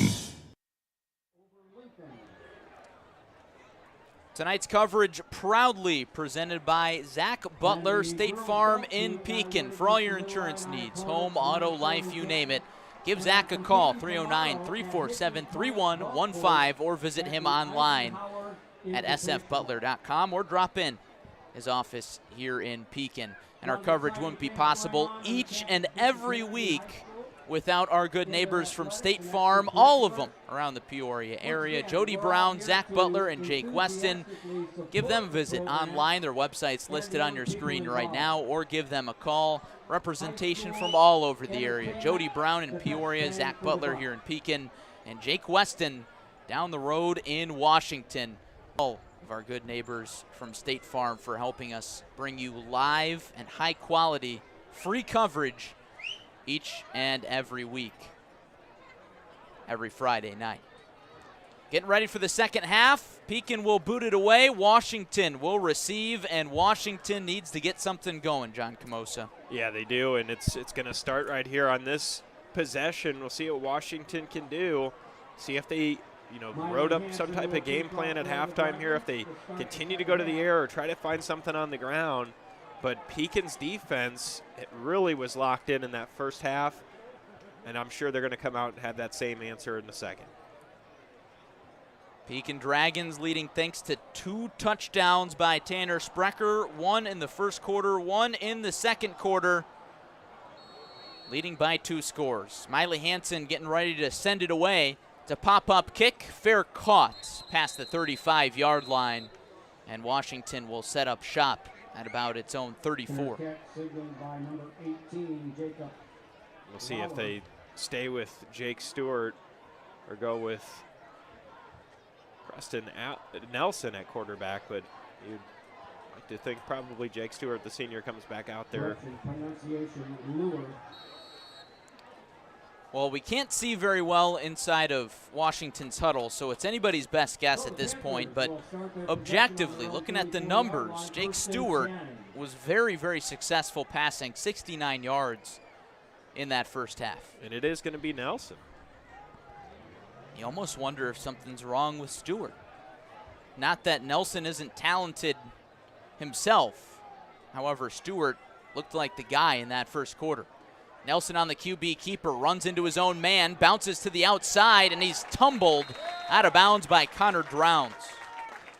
It's one of those things, too, with Jake Stewart. The passes weren't bad. It was just so much pressure was put on his receivers that he kind of had to scramble out and, make his own plays. And a lot of the time they weren't there. So see if Preston Nelson can try to find some of those gaps. It'll be second down and 10 for Washington. Nelson looking for the sideline for the play call from head coach Darryl Crouch. He said the key with Nelson is just getting him settled into Washington's playbook. He only had 6 weeks this summer to learn everything that he had to know to run the offense. He slings it to the outside and finds Barth. Gets him closer to the chains, past the 40, but it's third down coming up. Yeah, Barth's kind of been that go-to guy on those little outside catches plays. I mean, he busted a couple big ones up the middle as well, but that seems to be the target for both Nelson and Stewart. You got to remember you got Carbaugh on the left-hand side over there as well. Third down and 3. Nelson, the junior quarterback, trying to lead the Panthers to a first down for the first time tonight. Man in motion, fake to McQuarrie. It swung out wide, and it's incomplete to Tyler Brown. Tanner Sprecher was about ready to run on home for his third touchdown, but it was a forward pass, and as a result, fourth down is coming. Mitch Coughlin on to punt again. Another quick 3 and out there, and for Pekin's defense, they're picking up where they left off in that first half. Elijah Hart is the return man.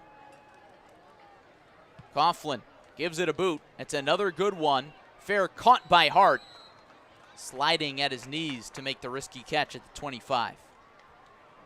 But we've seen what happens when Pekin lets that ball bounce off the leg of Mitch Coughlin. So good job by Hart to give his squad good field position. Yeah, this chance for Pekin now. Come on here, they can try to get something working downfield. You know they want to come out and extend this lead even more. Washington's defense did a good job of holding them there in that first half, so we'll see if they can do that again as well. Jordan gives to Sprecher, up the gut, tries to roll over a man. Gets about 1. Tanner Sprecher on the carry. Sprecher getting the majority of the carries tonight for Pekin. Up until this point in the year, Sprecher has split the carries with Kanye Tyler almost evenly when you look at the stats sheet. But not tonight. Sprecher heads to the sideline, and Kanye Tyler, right on cue, comes into the backfield. Pistol formation for Jordan. Pitch to Tyler. He had some success with this earlier. Gets a block, dances to the outside, and tumbles out of bounds. Good pursuit tackle out of the secondary by Washington's Owen Blackberry. And I think Tanner Sprecher is one of those players when Pekin has a lead, they just keep going to him. He can really wear a defense down. And then eventually Pekin's able to score after they've really just kind of put everything to the defense's test. Third down and 1. Sprecher back in the ball game. Jordan calls the audible. Here's a pitch to Sprecher now. Gets the corner, past the chains, and more. Runs past a man at the 40 for the first down. Another good run for Sprecher right there to the outside. 7-yard gain on the play, moves the ball to the almost identical plays back to back there, John, for two different ball carriers, but almost the same results. And that's what you get from Kanye Tyler and Tanner Sprecher. Yeah, it's just two really dominant running backs. You're going to see that from both. Fake jet sweep up the gut to Sprecher. He's whistled down, and John, it didn't look to me like he ever hit the ground. He bounced off of a man on the ground, but got right back up. But E.J. Phillips gets credit for the tackle. Gain of 3. It looked like his knee was positioned on the Washington defender, but he was in fact down. Sprecher, the workhorse, back out again. Play action. Jordan up the gut to Benassi. He hauls it in again. down to the 20, down to the 10, looking for the pylon. He's in. Another catch from Benassi, this time for a touchdown. Finally breaks free. Now Pekin's got to be feeling really good about this lead.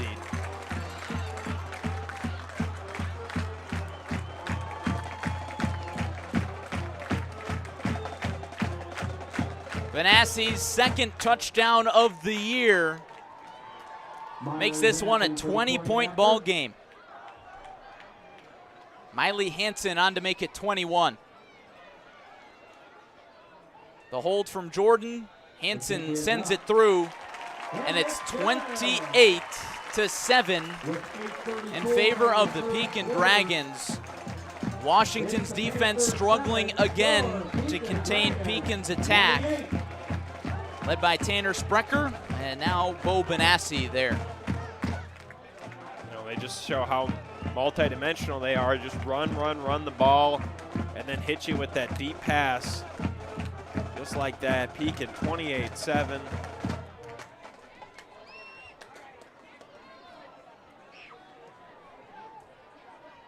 Five-play drive capped off by a 56-yard touchdown catch by Bo Benassi. And Pekin's offense looks nearly unstoppable right now. Washington needs a response on this drive coming up here, Joko. Yeah, they do, and you're already in a hole, but you got to come out here. If you can get a quick score, cut this to 2 touchdowns. You'd like to feel a little bit better that your defense could maybe make a stop, but right now, Pekin in full control in the driver's seat. And the other question is, just how does Washington really contain Bo Benassi? They haven't had an answer for him deep. Washington recovers the kick. And as we saw that Uftring scoring drive, Pekin like a streak of lightning, just 5 plays to go 76 yards rather than 24. They started at their own 24.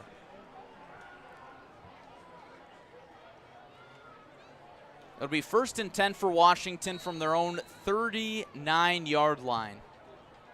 And something's got to give right here. Preston Nelson, the junior quarterback, back out there. And John, to follow up on a point that we made about Jake Stewart, he was not in on the defensive side of the ball either, so something must be up with the senior quarterback. Nelson to the outside, bowls over a man on the sideline, hits the track. Everybody's okay. Limited gain there for Nelson, if any. But, John, that's unfortunate for the Panthers. Not only, of course, on the offensive ball, you never want to lose your starting quarterback, but they lose one of their most experienced players on the defensive side, too. Yeah, it's not what you want to see if you're Washington. It makes you step up to something new. And Preston Nelson, this is some of this experience that he's going to have to gain, obviously taking over when Jake Stewart's gone next year. So this is a key moment. See what Washington can do with him. 2nd and 10. Man in motion, flag flies, false start. And we have a flag on the play. Washington looked a little out of sync earlier, John, but now they're really looking out of sync with Nelson in the ball game and with Washington down by 3 scores. Yeah, things just aren't clicking right now for the Panthers. 2nd down and 15 coming up.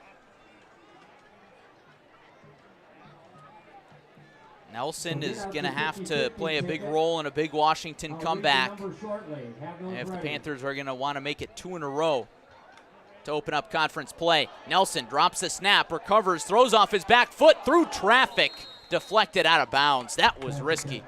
Almost intercepted. All right, here we go. 50-50 number. Big moment coming up. 3rd and 15, but also the 50-50 number is revealed. John, did you buy a ticket? I did not. Is that even allowed? I don't think so. Once again, 86, 49, 32. Another money-related ceremony was presented at the end of halftime, and it was actually a little cooler than the 50-50 raffle. Tonight is Pekin's blackout night, so the Fire Pit Nation student section is all wearing black. T-shirts have been sold. Of course, the team also wearing black. But they raised money for Easter seals through the blackout game as Nelson dances out of bounds just past the original chains, and it'll be 4th and 10. Panthers might go for it here, and a flag has been called. That one's probably going to go against Preston Nelson, as it looked like maybe something went on on the sideline.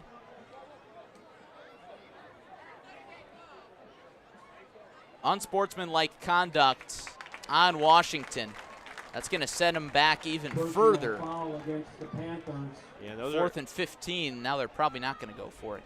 Yeah, little things like that, heat of the moment, you got to avoid. So Mitch Coughlin will come out and punt, as Pekin really has a firm grasp on this ball game now.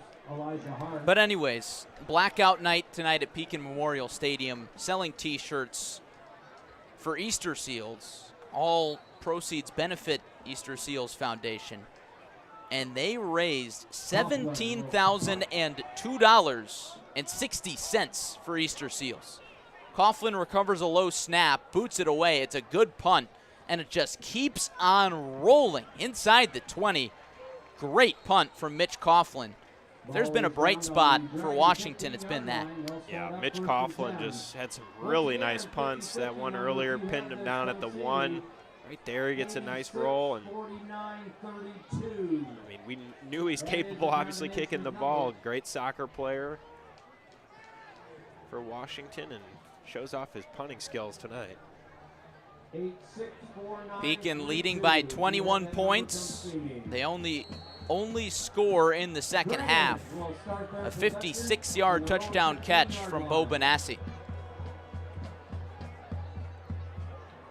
Bo Benassi in the ball game here. At the bottom of your screen, lining up against Carbaugh. They give up the gut. It's Sprecher, and he stumbles past the line of scrimmage for a gain of a few. Week 4 of the IHSA season. Pekin is 3-0, ranked in Class 7A. We're going to look at that poll here in a few moments. But Pekin is the only team on that poll, John, south of I-80 that's ranked. And that really sends a statement, I would say, to the Mid-Illini Conference. Yeah, it does. I mean, it shows that there's high-caliber teams right here in the Mid-Illini Conference. And Pekin obviously showing their dominance this year. And here goes Tyler showing his dominance. He's home free. Kanye Tyler could keep on running all the way to Washington. Another score for the Dragons. And it's Pekin's night tonight. In a game that looked like it was close, Pekin now just rolling with it, running away with it. Kanye Tyler's 5th touchdown of the season makes it 34-7. Hanson on for the extra point. 2 for 3 tonight. The snap, the hold, the kick is good. Hanson stays. It's 35-7 with just under 6 minutes left in the third quarter. And John, that is now 4 unanswered scores for Pekin. Yeah, it's been really impressive. One came through the air to Benassi, and then a big one on the ground there. But Pekin just finding all of that confidence right now, and all the momentum's in their favor. You're Washington just trying to cut into the deficit a little bit to keep it respectable is what they're going to want.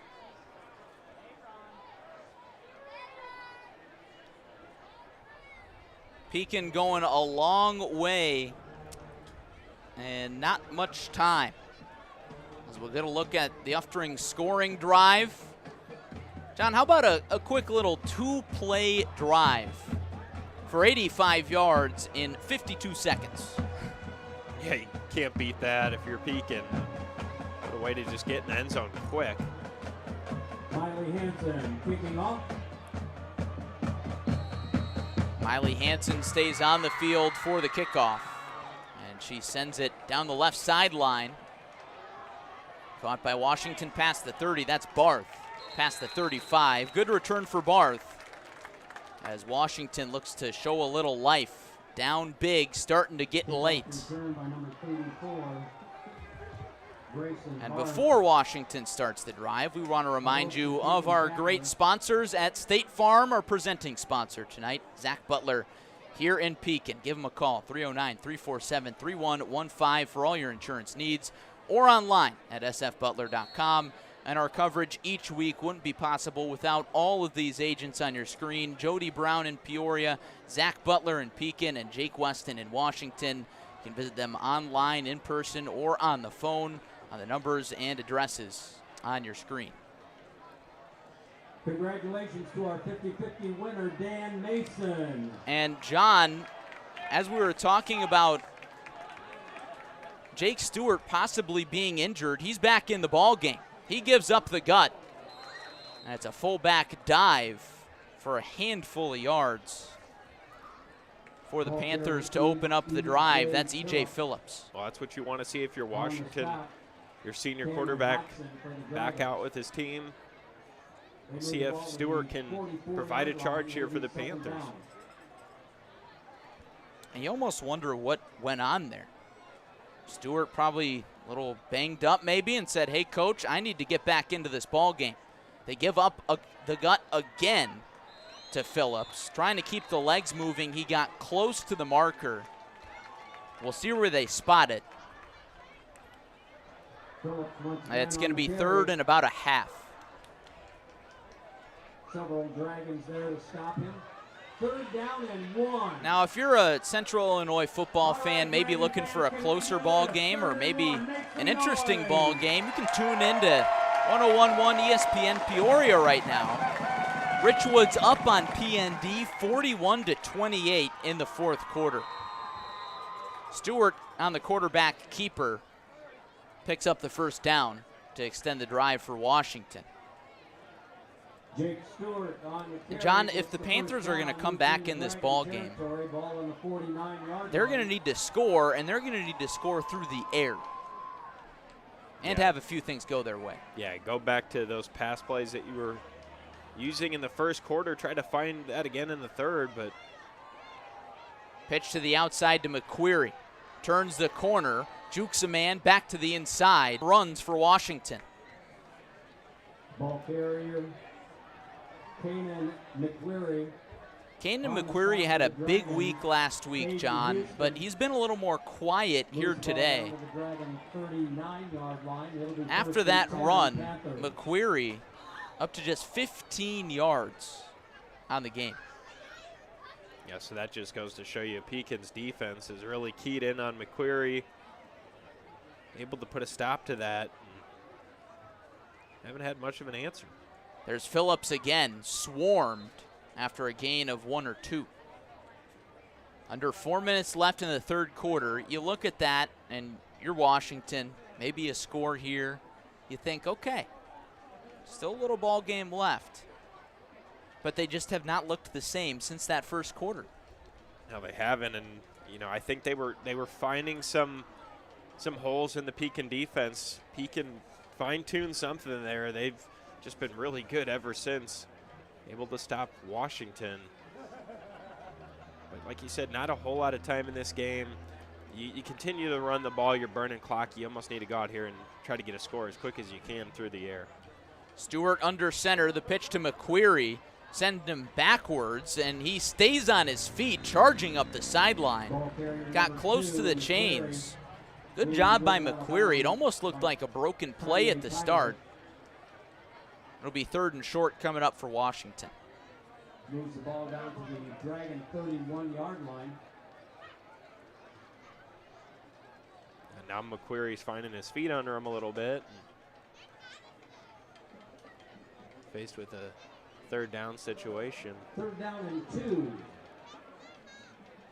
for the Panthers. Panthers grounding and pounding. They're staying in the same I formation, just one receiver, heavy set, tight ends on both sides. There's the give to McQuarrie. He's got a block. Past the chains, flags coming in left and right, everywhere. An obvious call somewhere. I didn't see it, but we'll find out what it is here in a minute. McQuarrie's helmet came off, maybe a face mask. We'll see. Yeah, it very well could have been a face mask. Looking for the call. Personal foul, face mask. It is indeed a face mask against Pekin. And that almost gives Washington's drive even more life. Marching into the red zone. And it gives you a chance to potentially score here before the fourth quarter. Still got almost 2 minutes and 43 seconds, so gotta like the spot you're in if you're Washington. Chance to finally find the end zone for the first time since the first quarter. In case you're just joining us, Pekin has scored 28 unanswered points. McQuarrie again on the give towards the left. He's pushed backwards. After forward progress, that's probably no gain. Sticks stay put. It'll be 2nd and 10 coming up. Erkslaven with the tackle. How about Erkslaben's name, Joko? E-R-X-L-E-B-E-N. Erkslaben. Heard that one before? I have not. It's a tough spell. You learn something new every day. It's hard pronounced, too. Erkslaben, just a sophomore. Starting on Pekin's defensive line. Man in motion, that's Johnson. A run to the outside by McQuarrie is blown dead on the false start. Washington has shored up the penalty situation, Joko, but that's their first in a while, and it comes at a time that's far from ideal. You really can't afford the flags now. Yeah, I mean, you were right in position there to score. Penalties are bringing it back a little bit, so you don't want to really get in a hole here. Give yourself a good look at a touchdown.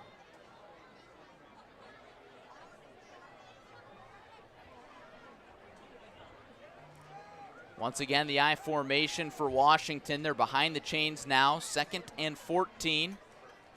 Give up the gut. That's Phillips. Had a man on his waist, but he picks up a few. And that'll make it 3rd and about 9. Think we're finally going to see a pass? I think we could. I mean, they haven't done it quite yet. In this game situation, down 35-7, wouldn't hurt to try. And it looks like Darryl Crouch is going to send in a little quicker set. As Stewart will go out of the gun. McQuarrie to his left. McQuarrie in motion. Stewart, rush coming towards the end zone into double coverage. And it's caught. What a catch by the tight end, Garrett Cox, to pull that one out of double coverage. And Washington says not so fast. That's got to give you a little bit of momentum. Able to get that touchdown. Like I said, first one since the first quarter, so now you know you can score again. That snaps a streak of 28 consecutive points from the Dragons. The extra point is good from Coughlin. And now it's 35-14, 21-point game. And we will take this opportunity to remind you of our sponsors tonight. Our presenting State Farm sponsor, Zach Butler, here in Pekin. For all your insurance needs, home, auto, life, Zach can help you out. Give him a call at 309-347-3115 or visit him online at sfbutler.com. And our free coverage would not be possible without Jody Brown, Zach Butler, and Jake Weston in Peoria, Pekin, and Washington. All proud supporters of local high school and youth sports around the area. Glad to have them aboard this year. Find their information right on your screen. 35-14 in favor of Pekin. It looked like they were ready to cruise to 4-0, Joko, and keep putting the state on notice. A top 6 team in the state according to the most recent AP poll in Class 7A. But Washington showing a little fight at the end of this third quarter. Yeah, you like to see it in Washington. That's the type of team that's never going to stop fighting. No matter what the score is, Jake Stewart goes out there, able to throw a nice touchdown, and Washington not out of this game quite yet. They got to make some big defensive stops. Obviously, Pekin, if they want to just really put this game away for good, get in the end zone, but Washington does not consider themselves out of this quite yet. Kick popped up, a sliding catch made right at the 30-yard line by Dom Brown. So the Dragons with pretty good starting field position as they look to snatch the momentum right back, but I'm sure they're not shaking in their boots as they lead 35-14.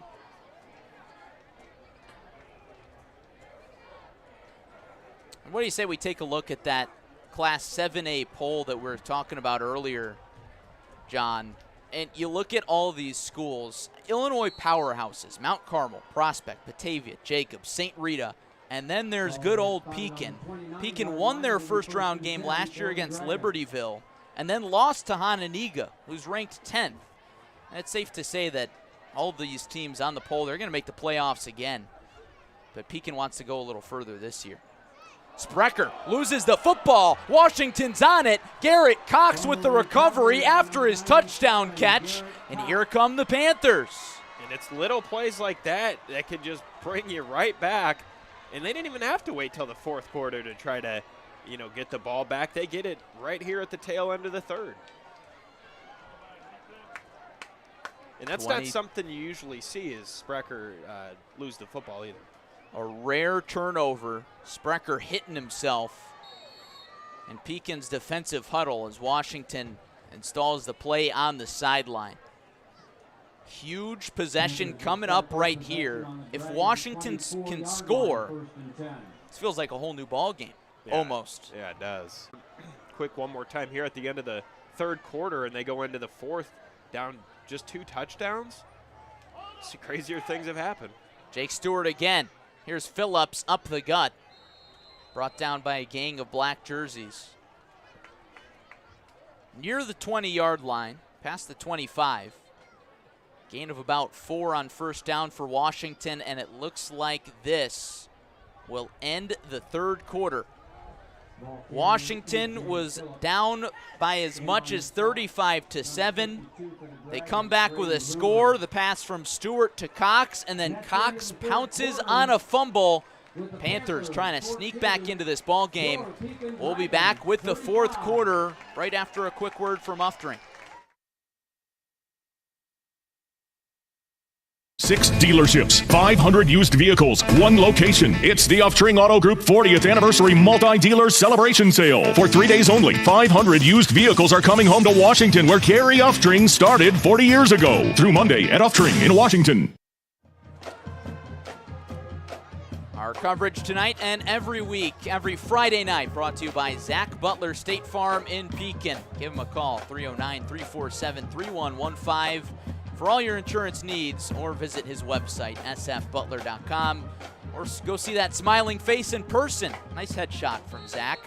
And all of our good neighbors from State Farm, Jody Brown, Zach Butler, and Jake Weston, all making our coverage possible this year. Jody Brown in Peoria, Jake Weston in Washington. All 3 of those agents helping us out this year on Clutch Sports Media. Glad you're with us as we head to the fourth quarter from Pekin Memorial Stadium. Week 4 action. Pekin in the driver's seat thanks to 2 touchdowns from Tanner Sprecher. Great play from their cast of their strong senior class. But Washington trying to come back after forcing a turnover on a Sprecher fumble. 2nd and 7. Here's Stewart, back to pass. Nowhere to go, chucks it out of bounds.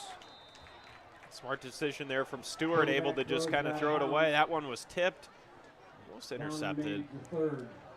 But once again, that offensive line's got to give Stewart some blocks up front. Late in game situations like this, got to give him some time to throw.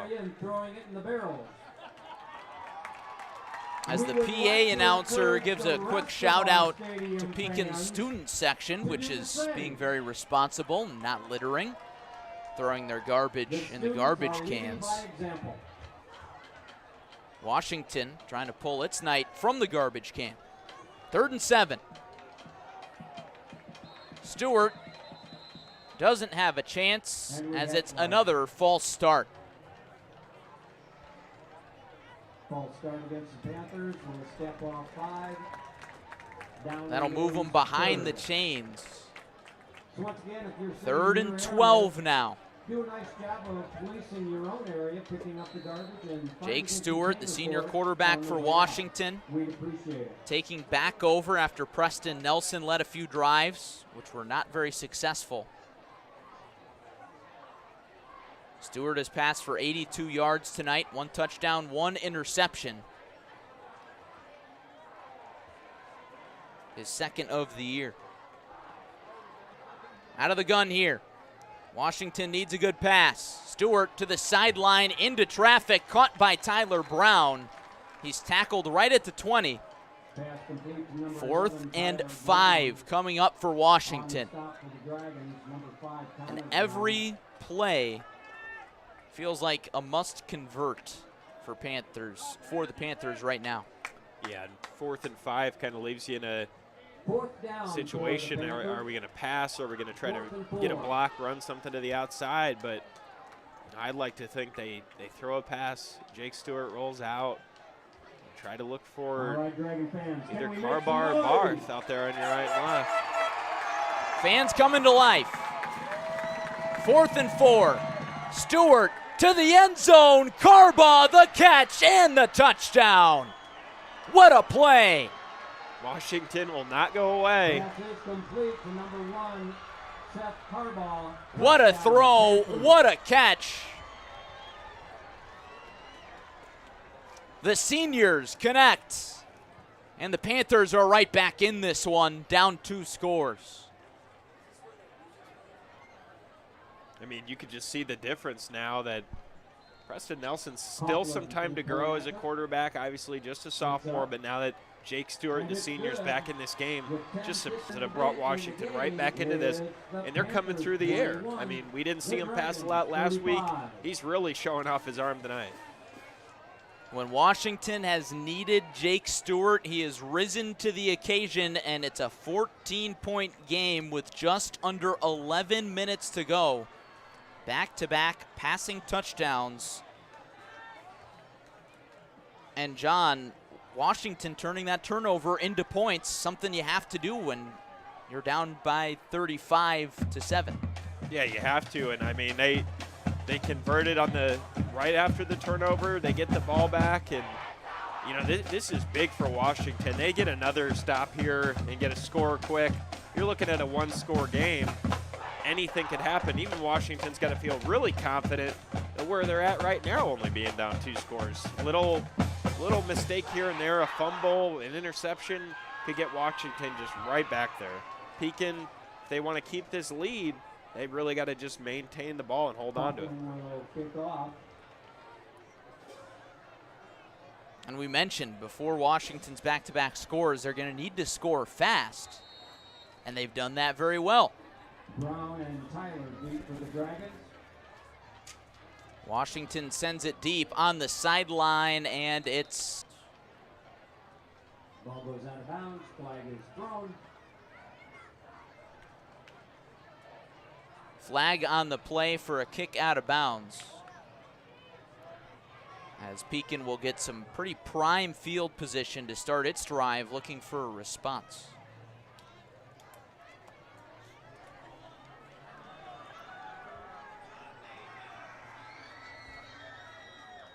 See if now this is a situation where Still got a lot of clock left, 10 minutes, 59 seconds.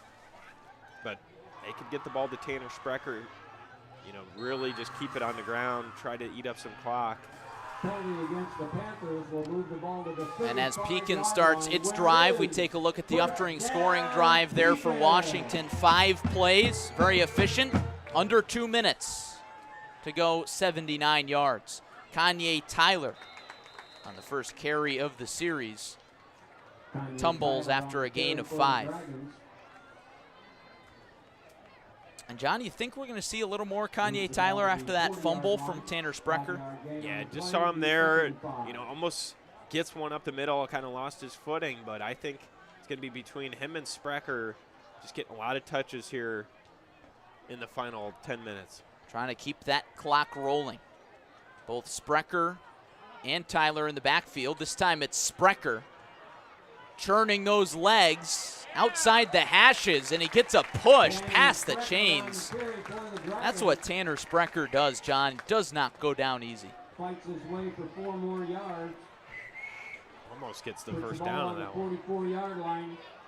It's marked 3rd and 1, no first down. It's a quarterback keeper, and this time it's Scott Jordan to get the first down.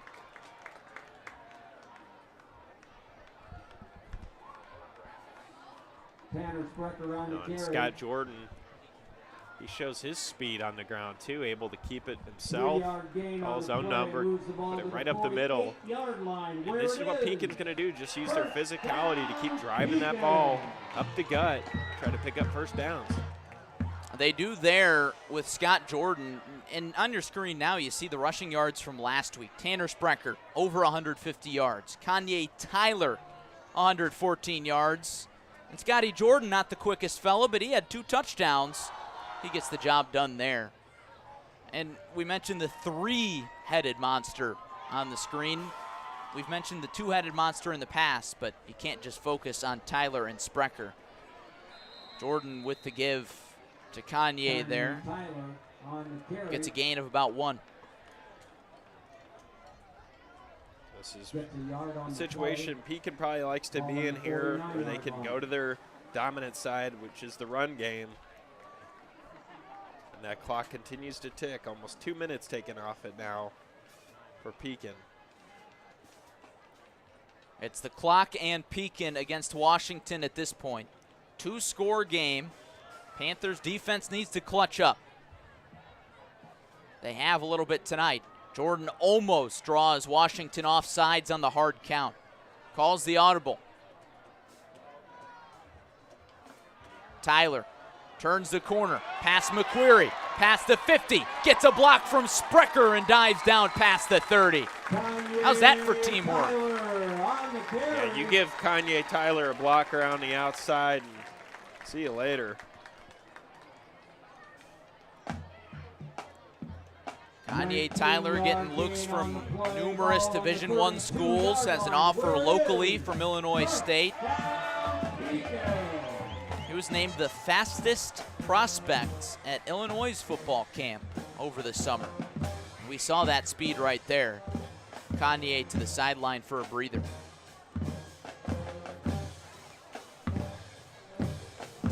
Jordan looking for the play call. And again, Pekin is going to take as much time as it wants. Up by 2 scores, and a score here after a long drive would certainly put it away. Yeah, it would. And like I said, just eat that clock, keep the ball on the ground. And that'll be a delay of game against Pekin. A little too much time taken there. John, one thing that the viewers at home can't see, there are no play clocks on the field here at Pekin Memorial Stadium. That's not the case most places. It's not. You don't typically see it. And another flag. We'll see if this is a false start or offsides. Pekin wants the offsides call. They're pointing, and it's false start. Back-to-back penalties, and that's one way to really stall a drive that was once rolling. I mean, you kind of put yourself in the position where you're eating the clock up and taking advantage here. Now, just costing yourself and Washington kind of getting the upper hand, even though they don't have the ball.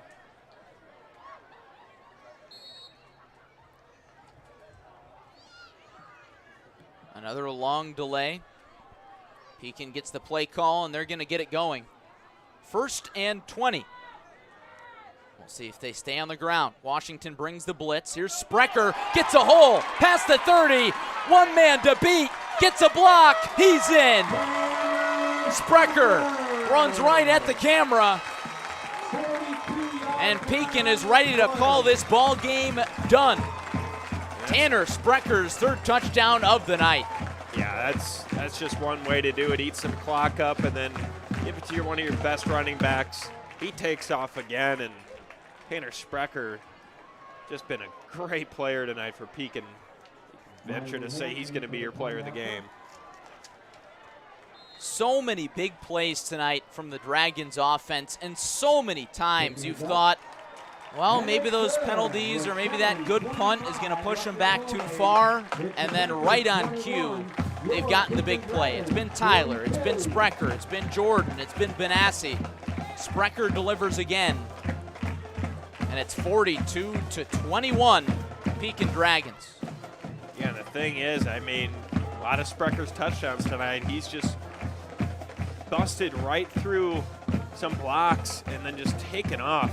And that's that speed. We saw Kanye Tyler's touchdown just wide open. We saw Sprecher just wide open by himself down the field. Bo Benassi, I mean, the speed on this team is incredible for Pekin.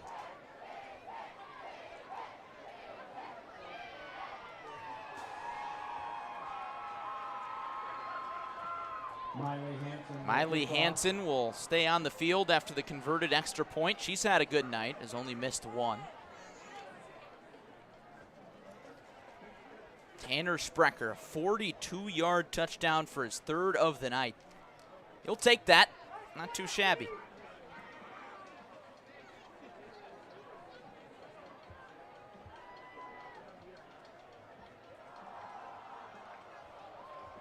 Hansen ready to give it the boot.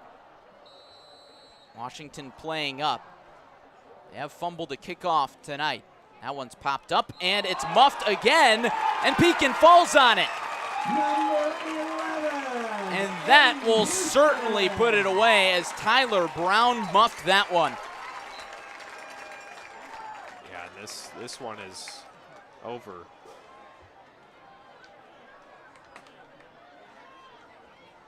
Pekin will start another drive after that score in Washington territory. That's gotta hurt, especially after Washington's showed so much life. They did. They clawed right back into this game, and then Pekin, they ultimately wanted to close the door. And Pekin has done just that. And it's almost reminiscent of last week, John, where Pekin kind of faltered in the middle stretch of the game, but when they needed to make the plays, they made the plays. Last week against Dunlap, and now this week against the Washington Panthers.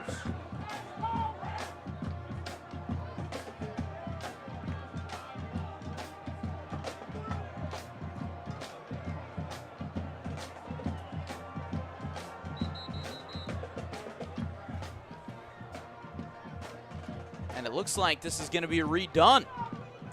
So no muffed kickoff. And I was wondering what was taking so long.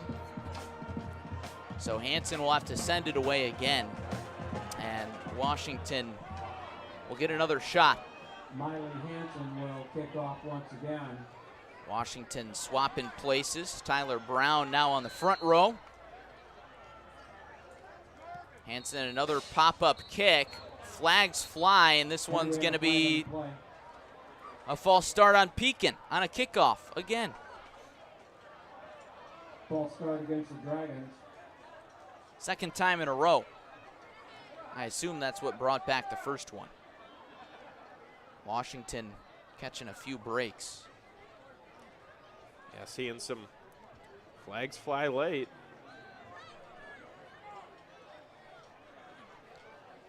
And as Hansen tees it up again, the Uftring scoring drive for Pekin, 9 plays, 60 yards.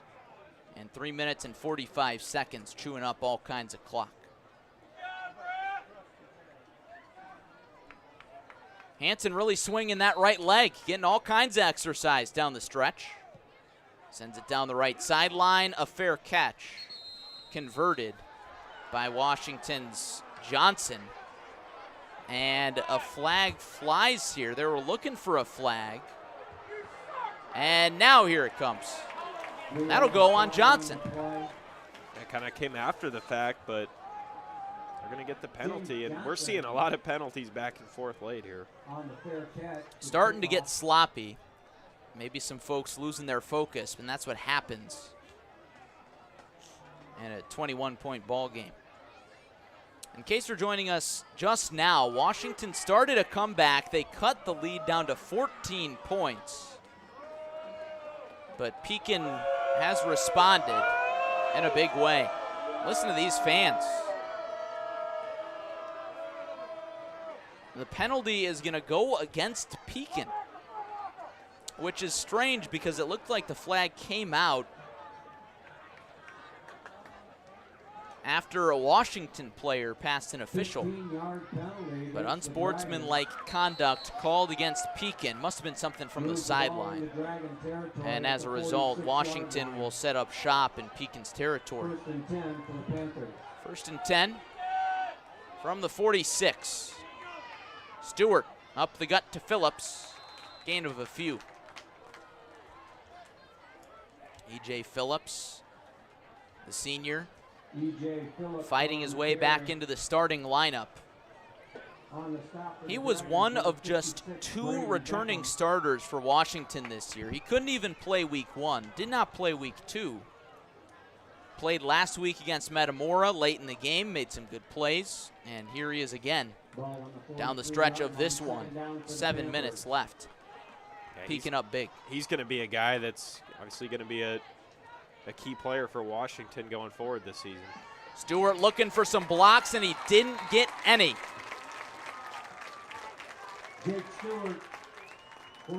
Stewart swallowed up by the Pekin defensive line. Erksleben was there first. 3rd and 7. Pekin trying to wrap it up.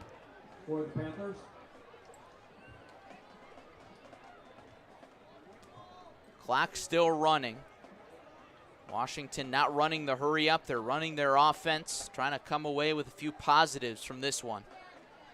Looks like Washington's going to drop to 1 and 3. And Joko, that's really uncharted territory for this Washington program.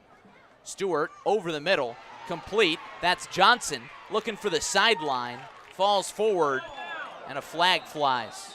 Another penalty. Cam Hodgson was there on the tackle. Something must have happened. Hodgson's pointing the other way. He thinks that's on Washington, but I'm not so sure.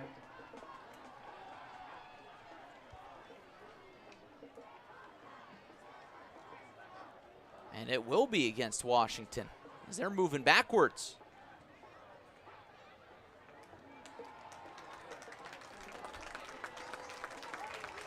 Initially thought it was on Pekin, but it's going to move Washington back. Penalty against the Panthers will move the ball back to the 35-yard line. It's going to be first down regardless, but it moves them back. So they get the fresh set of downs, but not the yards. First and 10, Pekin 35. Stewart with McQuarrie. Stewart on the option to McQuarrie. Flag comes down. McQuarrie stays on his feet, dances down past the 25. How about that maneuver from Kanan McQuarrie? Able to spin, get some more yardage. Washington trying to kind of cut into this. Obviously, not a lot of time left in this game, but they want to get it back to 2 touchdowns.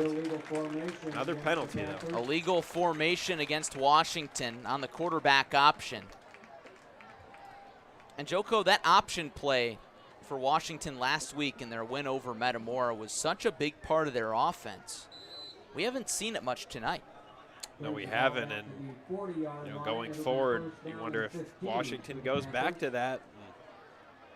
Something we didn't see as much last week was the pass game. They've shown that more tonight. It certainly worked, so we'll see if they implement that kind of going forward. But Pekin just a really solid defense to try to, score through. Just 208 yards of offense for Washington. Stewart chucks it to the sideline out of bounds. 2nd and long coming up. And speaking of those offensive yards for Washington, in those first 2 weeks, Joko, they were not able to get anything going at all. You look on your screen now, 282 yards of offense in the first 2 games. And just 7 points, by the way. Last week against Metamora, 343 yards. But now this week, I think they're going to come away with more questions than answers after this one. Yeah, certainly. And, it's little things you could work on and kind of learn from a game like this. But it's a good test. You just got to try to bounce back. 2nd and 15. Stewart looking for a push. Close to the original chains. Austin Pyro brings him down to make it 3rd and long. 3rd and ball game for Washington. Obviously 4-down territory. They'll get 2 cracks at it.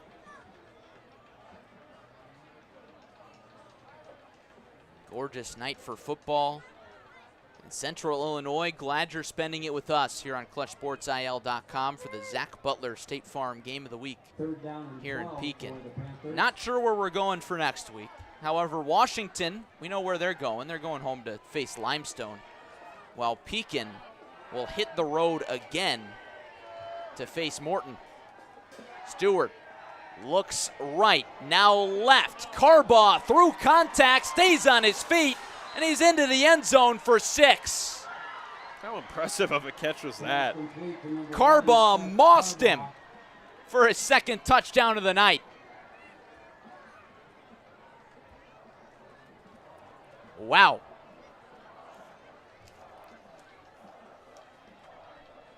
Tiptoeing down the sideline, stays in bounds, makes the catch, and completes the tutty. Coughlin out to try and make it a 14-point game again. Looks like Washington doesn't have enough players on the field. They're waving, hey, we need one more guy. Somebody comes sprinting on. Ian Nettles. Coughlin sends it up, and it's good to make it 28-42. So, Joko, I pose you the question. It's 42-28 Pekin. Have you seen a 14-point comeback in 4 minutes? Not that I've seen, but, onside Maybe kick, on TV? Maybe, yeah, college. There's been some crazy games, but if Washington, just with some penalties that they've had, especially being down 35-7, coming back, cutting it to 2, then getting down another touchdown. If Washington could come back and somehow tie this game, force it to overtime, or, even get it to within a score and have a chance at taking the lead, or have a chance at tying this game, that would be incredible. I mean, Washington's certainly capable of getting this ball back within 4 minutes, but, is 4 minutes enough time? We'll find out soon. Pekin ready for the onside kick. Washington has not shown its hand yet. The one thing I do like is the resiliency of Washington. They have not given up in this game. Most teams, you're down 35-7, you might, start to say we're out of this a little bit, but Washington has continued to just grind away at this game, and it's right within reach. Doug Nutter said it himself. When we talked to him on Thursday, he said this Washington team does not give up. Onside kick, loose, batted around into Pekin's hands. Bo Benassi. Good hands in the passing game and good hands on special teams. That got tricky there for Pekin for a moment. That was a really tough break for Washington because Carbaugh did have his hand on that on the jump ball after it went over Pekin's head. And they almost had that ball back right there. That would have been a monumental recovery for Washington. An excellent onside kick from Mitch Coughlin, not to be. So Pekin will have a short field, 3:57 to go. You might be able to hear that faint sound in the background. I believe that we have won. Tyler jumps out of bounds past the 40. Kanye Tyler on the carry. Tyler making things happen down the stretch of this ball game. Again, we didn't see him very much at the start. He has not had a lot of carries. However, he leads Pekin in rushing yards on just 7 carries, now past the 130-yard mark. Second down. Yeah, that's impressive. Tanner Sprecher now on 23 carries, gets another one up the gut, bowls over a man, upended at the 25. Tanner Sprecher doing what Tanner Sprecher does. He said yesterday, before Pekin's Thursday afternoon practice, he said, every time I get the handoff, I'm just looking and waiting for a guy to try and make contact. He loves that contact and running through guys, and we saw that there. Yeah, he's a power player for sure. Almost it's like a faster fullback.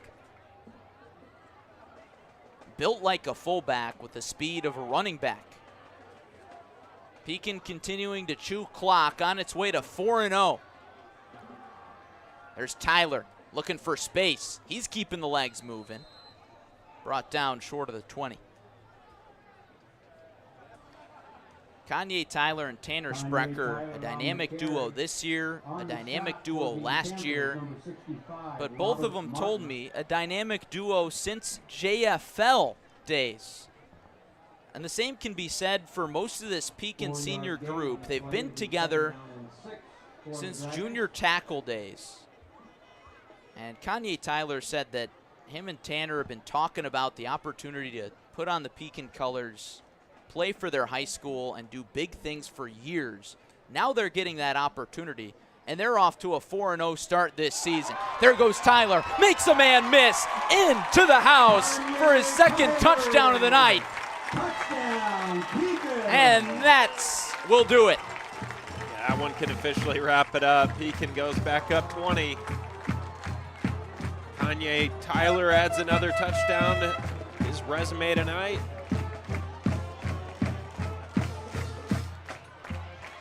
Been a lot of scoring in this fourth quarter.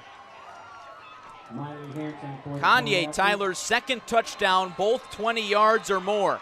Hansen's extra points sneaks over the crossbar, but a flag on the play. Offsides on Washington. They'll decline it.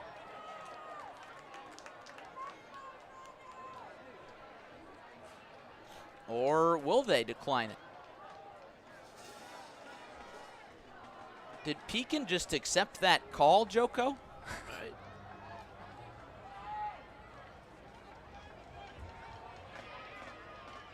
They did. They're going to kick it again. Yeah. Give Miley Hansen some extra practice, I guess. The hold down, the kick is up, and it's through. So Hansen goes 2 for 2. Just 1 for 1 in the scorebook. It's 49-28. Pekin keeps on keeping on. Well on their way to a 4-0 start. And they get revenge over Washington for a heartbreaking loss last year. And Joko, you were here for that game, calling it with ESPN Peoria with Joey Wright. An incredible finish. Washington snapped that game from the jaws of defeat. Last-minute drive, Isaac Mapson, touchdown catch in the corner. It was incredible. And then Washington went for the 2-point conversion for the win rather than going for the tie, and it paid off. Thomas Borges got into the end zone. And Washington won by 1. Tanner Sprecher said he's been thinking about it all year, and they've certainly gotten the last laugh tonight. Yeah, it's one of those games that probably just is ingrained in the back of your head. And Pekin certainly came out here, made the statement tonight. They weren't going to Let deja vu happen there. Hansen sends it deep, in and out of a Panther's hands. It's recovered, and it's Jacob Walker. Walker towards the sideline with Hansen to beat. Hansen brings him down. The sideline goes nuts for the Pekin Dragons as Miley Hansen, the first girl football player in Dragons history, comes up with the tackle. What a play. That's awesome. Able to step in front. So often we say one man to beat. That time it was one woman to beat. And she wasn't beat. And that one really puts the icing on the cake there. Fans are loving it. Might have been the moment of the night at Pekin Memorial Stadium, the loudest we've heard this crowd. 2 minutes and change to go. Stewart and the Panthers back out there.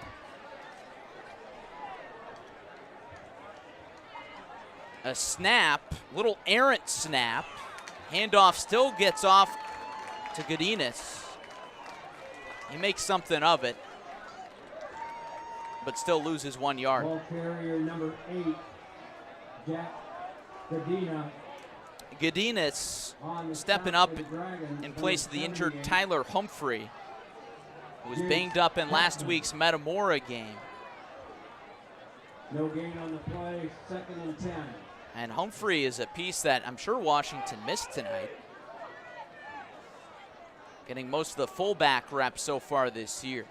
Stewart rolls out, chucks it into traffic. Risky throw. Complete to Brown, just short of the sticks. Pass complete to number 11, John, we have Brown. seen some great throws tonight from Jake Stewart. And I think that likely solidifies him as your QB1. It's taken a while for Washington to kind of figure out what they're comfortable with, but Stewart has looked good. Yeah, he has, and obviously it took a little bit to get kind of worked into that, and he's looking good. He adjusted early, and he's made some big touchdowns. I think Seth Carbaugh, obviously his favorite target tonight. Shovel pass out to Godinez towards the sideline. He gets out of bounds right on the chains, and that will move the chains. Or will it? I don't know. It will. It stops the clock. 41 seconds left. Looking ahead to next week, we'll take a look at both teams' schedules here in a moment. But starting with the Pekin Dragons, Joko, looking at their schedule, they're almost in the midst of the Middle Illini gauntlet. They've got Morton next week, Metamora here at home. Then they go to Canton, Limestone, and EP. Kind of slows down to end the year, but they're in the heart of things. As tough as the Middle Illini gets for Pekin coming up here with Morton and Metamora. But this is a statement win. Last week, they thought that was a statement win over Dunlap. They came out tonight and dictated this game with Washington. Now the Panthers coming up next. They get a bit of a reprieve. Go home, play Limestone, a winless Limestone team. An East Peoria team that struggled tonight against Canton. And then they got Dunlap, Canton, and Morton to wrap it up. Stewart in and out of the pocket, looking for the chains, and he gets out of bounds with 13 seconds remaining. Inside the 10, it'll be 1st and goal for Washington. But you look at this Washington team, you look at the rest of the schedule, this is still a team that could very well make the playoffs. Yeah, they could. I mean, they just got to bounce back after this loss here tonight, get some things going next week, and the passing game has been working for them. So definitely throw that in your arsenal there with the running game. And I think Washington's showing good signs, and that's a team, like you said, they could make the playoffs. Stewart to the end zone one more time, batted away. Good play. That's Ramez Watson to deflect that away as Pekin has its second stringers in the secondary. At least a few of them. No Kanye Tyler. No Tanner Sprecher. Sprecher in the game at linebacker, actually. 8.2 seconds left. Time for one more play or two. Second down. Stewart with McQuarrie. Fake to McQuarrie. Throw across the middle. Carbaugh can't haul it in with one hand. Nearly had the hat trick there, Junko. Yeah, it would have been another hookup from Stewart to Carbaugh. And not out of question yet. They still got one more play to go to the end zone.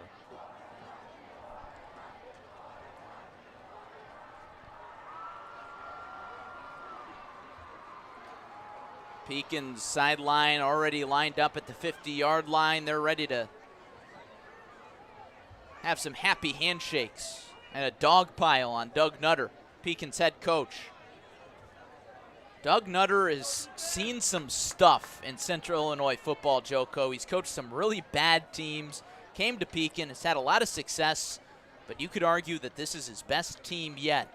And his Dragons are now one win away from becoming playoff eligible. Stewart throws it away, and that's all she wrote. A big Pekin Dragons win, 49-28.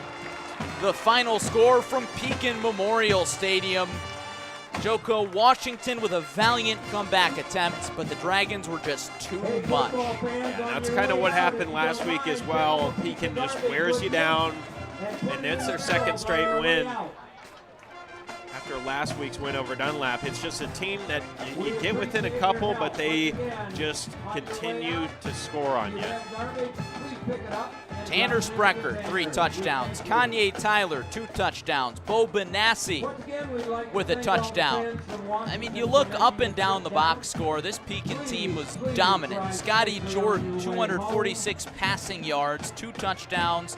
Tyler, 157 yards. Sprecher, 126 yards. Benassi, 161 receiving yards for an average of 53 yards per catch. Yeah, it's incredible. And, you know, those are some big-time numbers between the receiving category and rushing.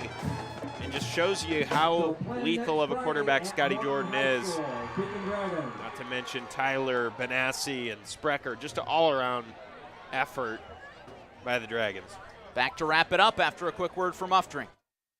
6 dealerships, 500 used vehicles, 1 location. It's the Uftring Auto Group 40th Anniversary Multi-Dealer Celebration Sale. For 3 days only, we're clearing out 500 used vehicles and paying the maximum for all trades. Through Monday at Uftring Chevy in Washington.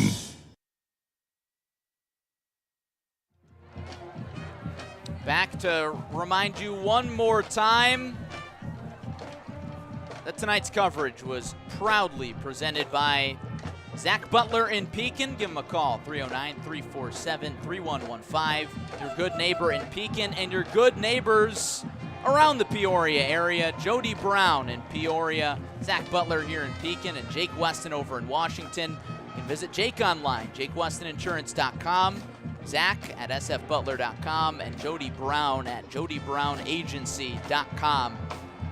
Big thank you to the State Farm agents supporting us this year. Our free coverage would not be possible without them. John, before we say so long, your final thoughts tonight on a big Pekin Dragons win. Yeah, it was just a really good game. You know, credit to Washington to keep it within a couple scores, but Pekin, they showed their dominance all night. They get up 35-7 in the third quarter there, and then after Washington makes a little bit of a comeback, Pekin was able just to continue to pile on with a 49-28 win. What a scene. A blackout night indeed at Pekin Memorial Stadium. It's a party in Pekin. A 49-28 win.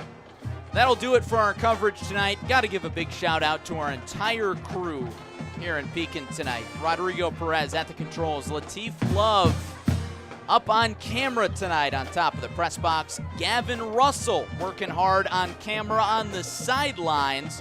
Jonathan Michael also helping out behind the scenes. And Joey Wright back in Champaign-Urbana designing all these fancy graphics coming right into your living room here tonight. For my partner, John Camosa, this is Larry Larson saying thank you for joining us on your Friday night. Have a safe weekend, and we hope you'll join us next week for our State Farm Game of the Week, wherever that might be. Be sure to stay tuned to our social media at Clutch Sports IL on Twitter, and at Clutch Sports Media on Instagram to find out where we're going next. That'll do it until next Friday. So long, everybody.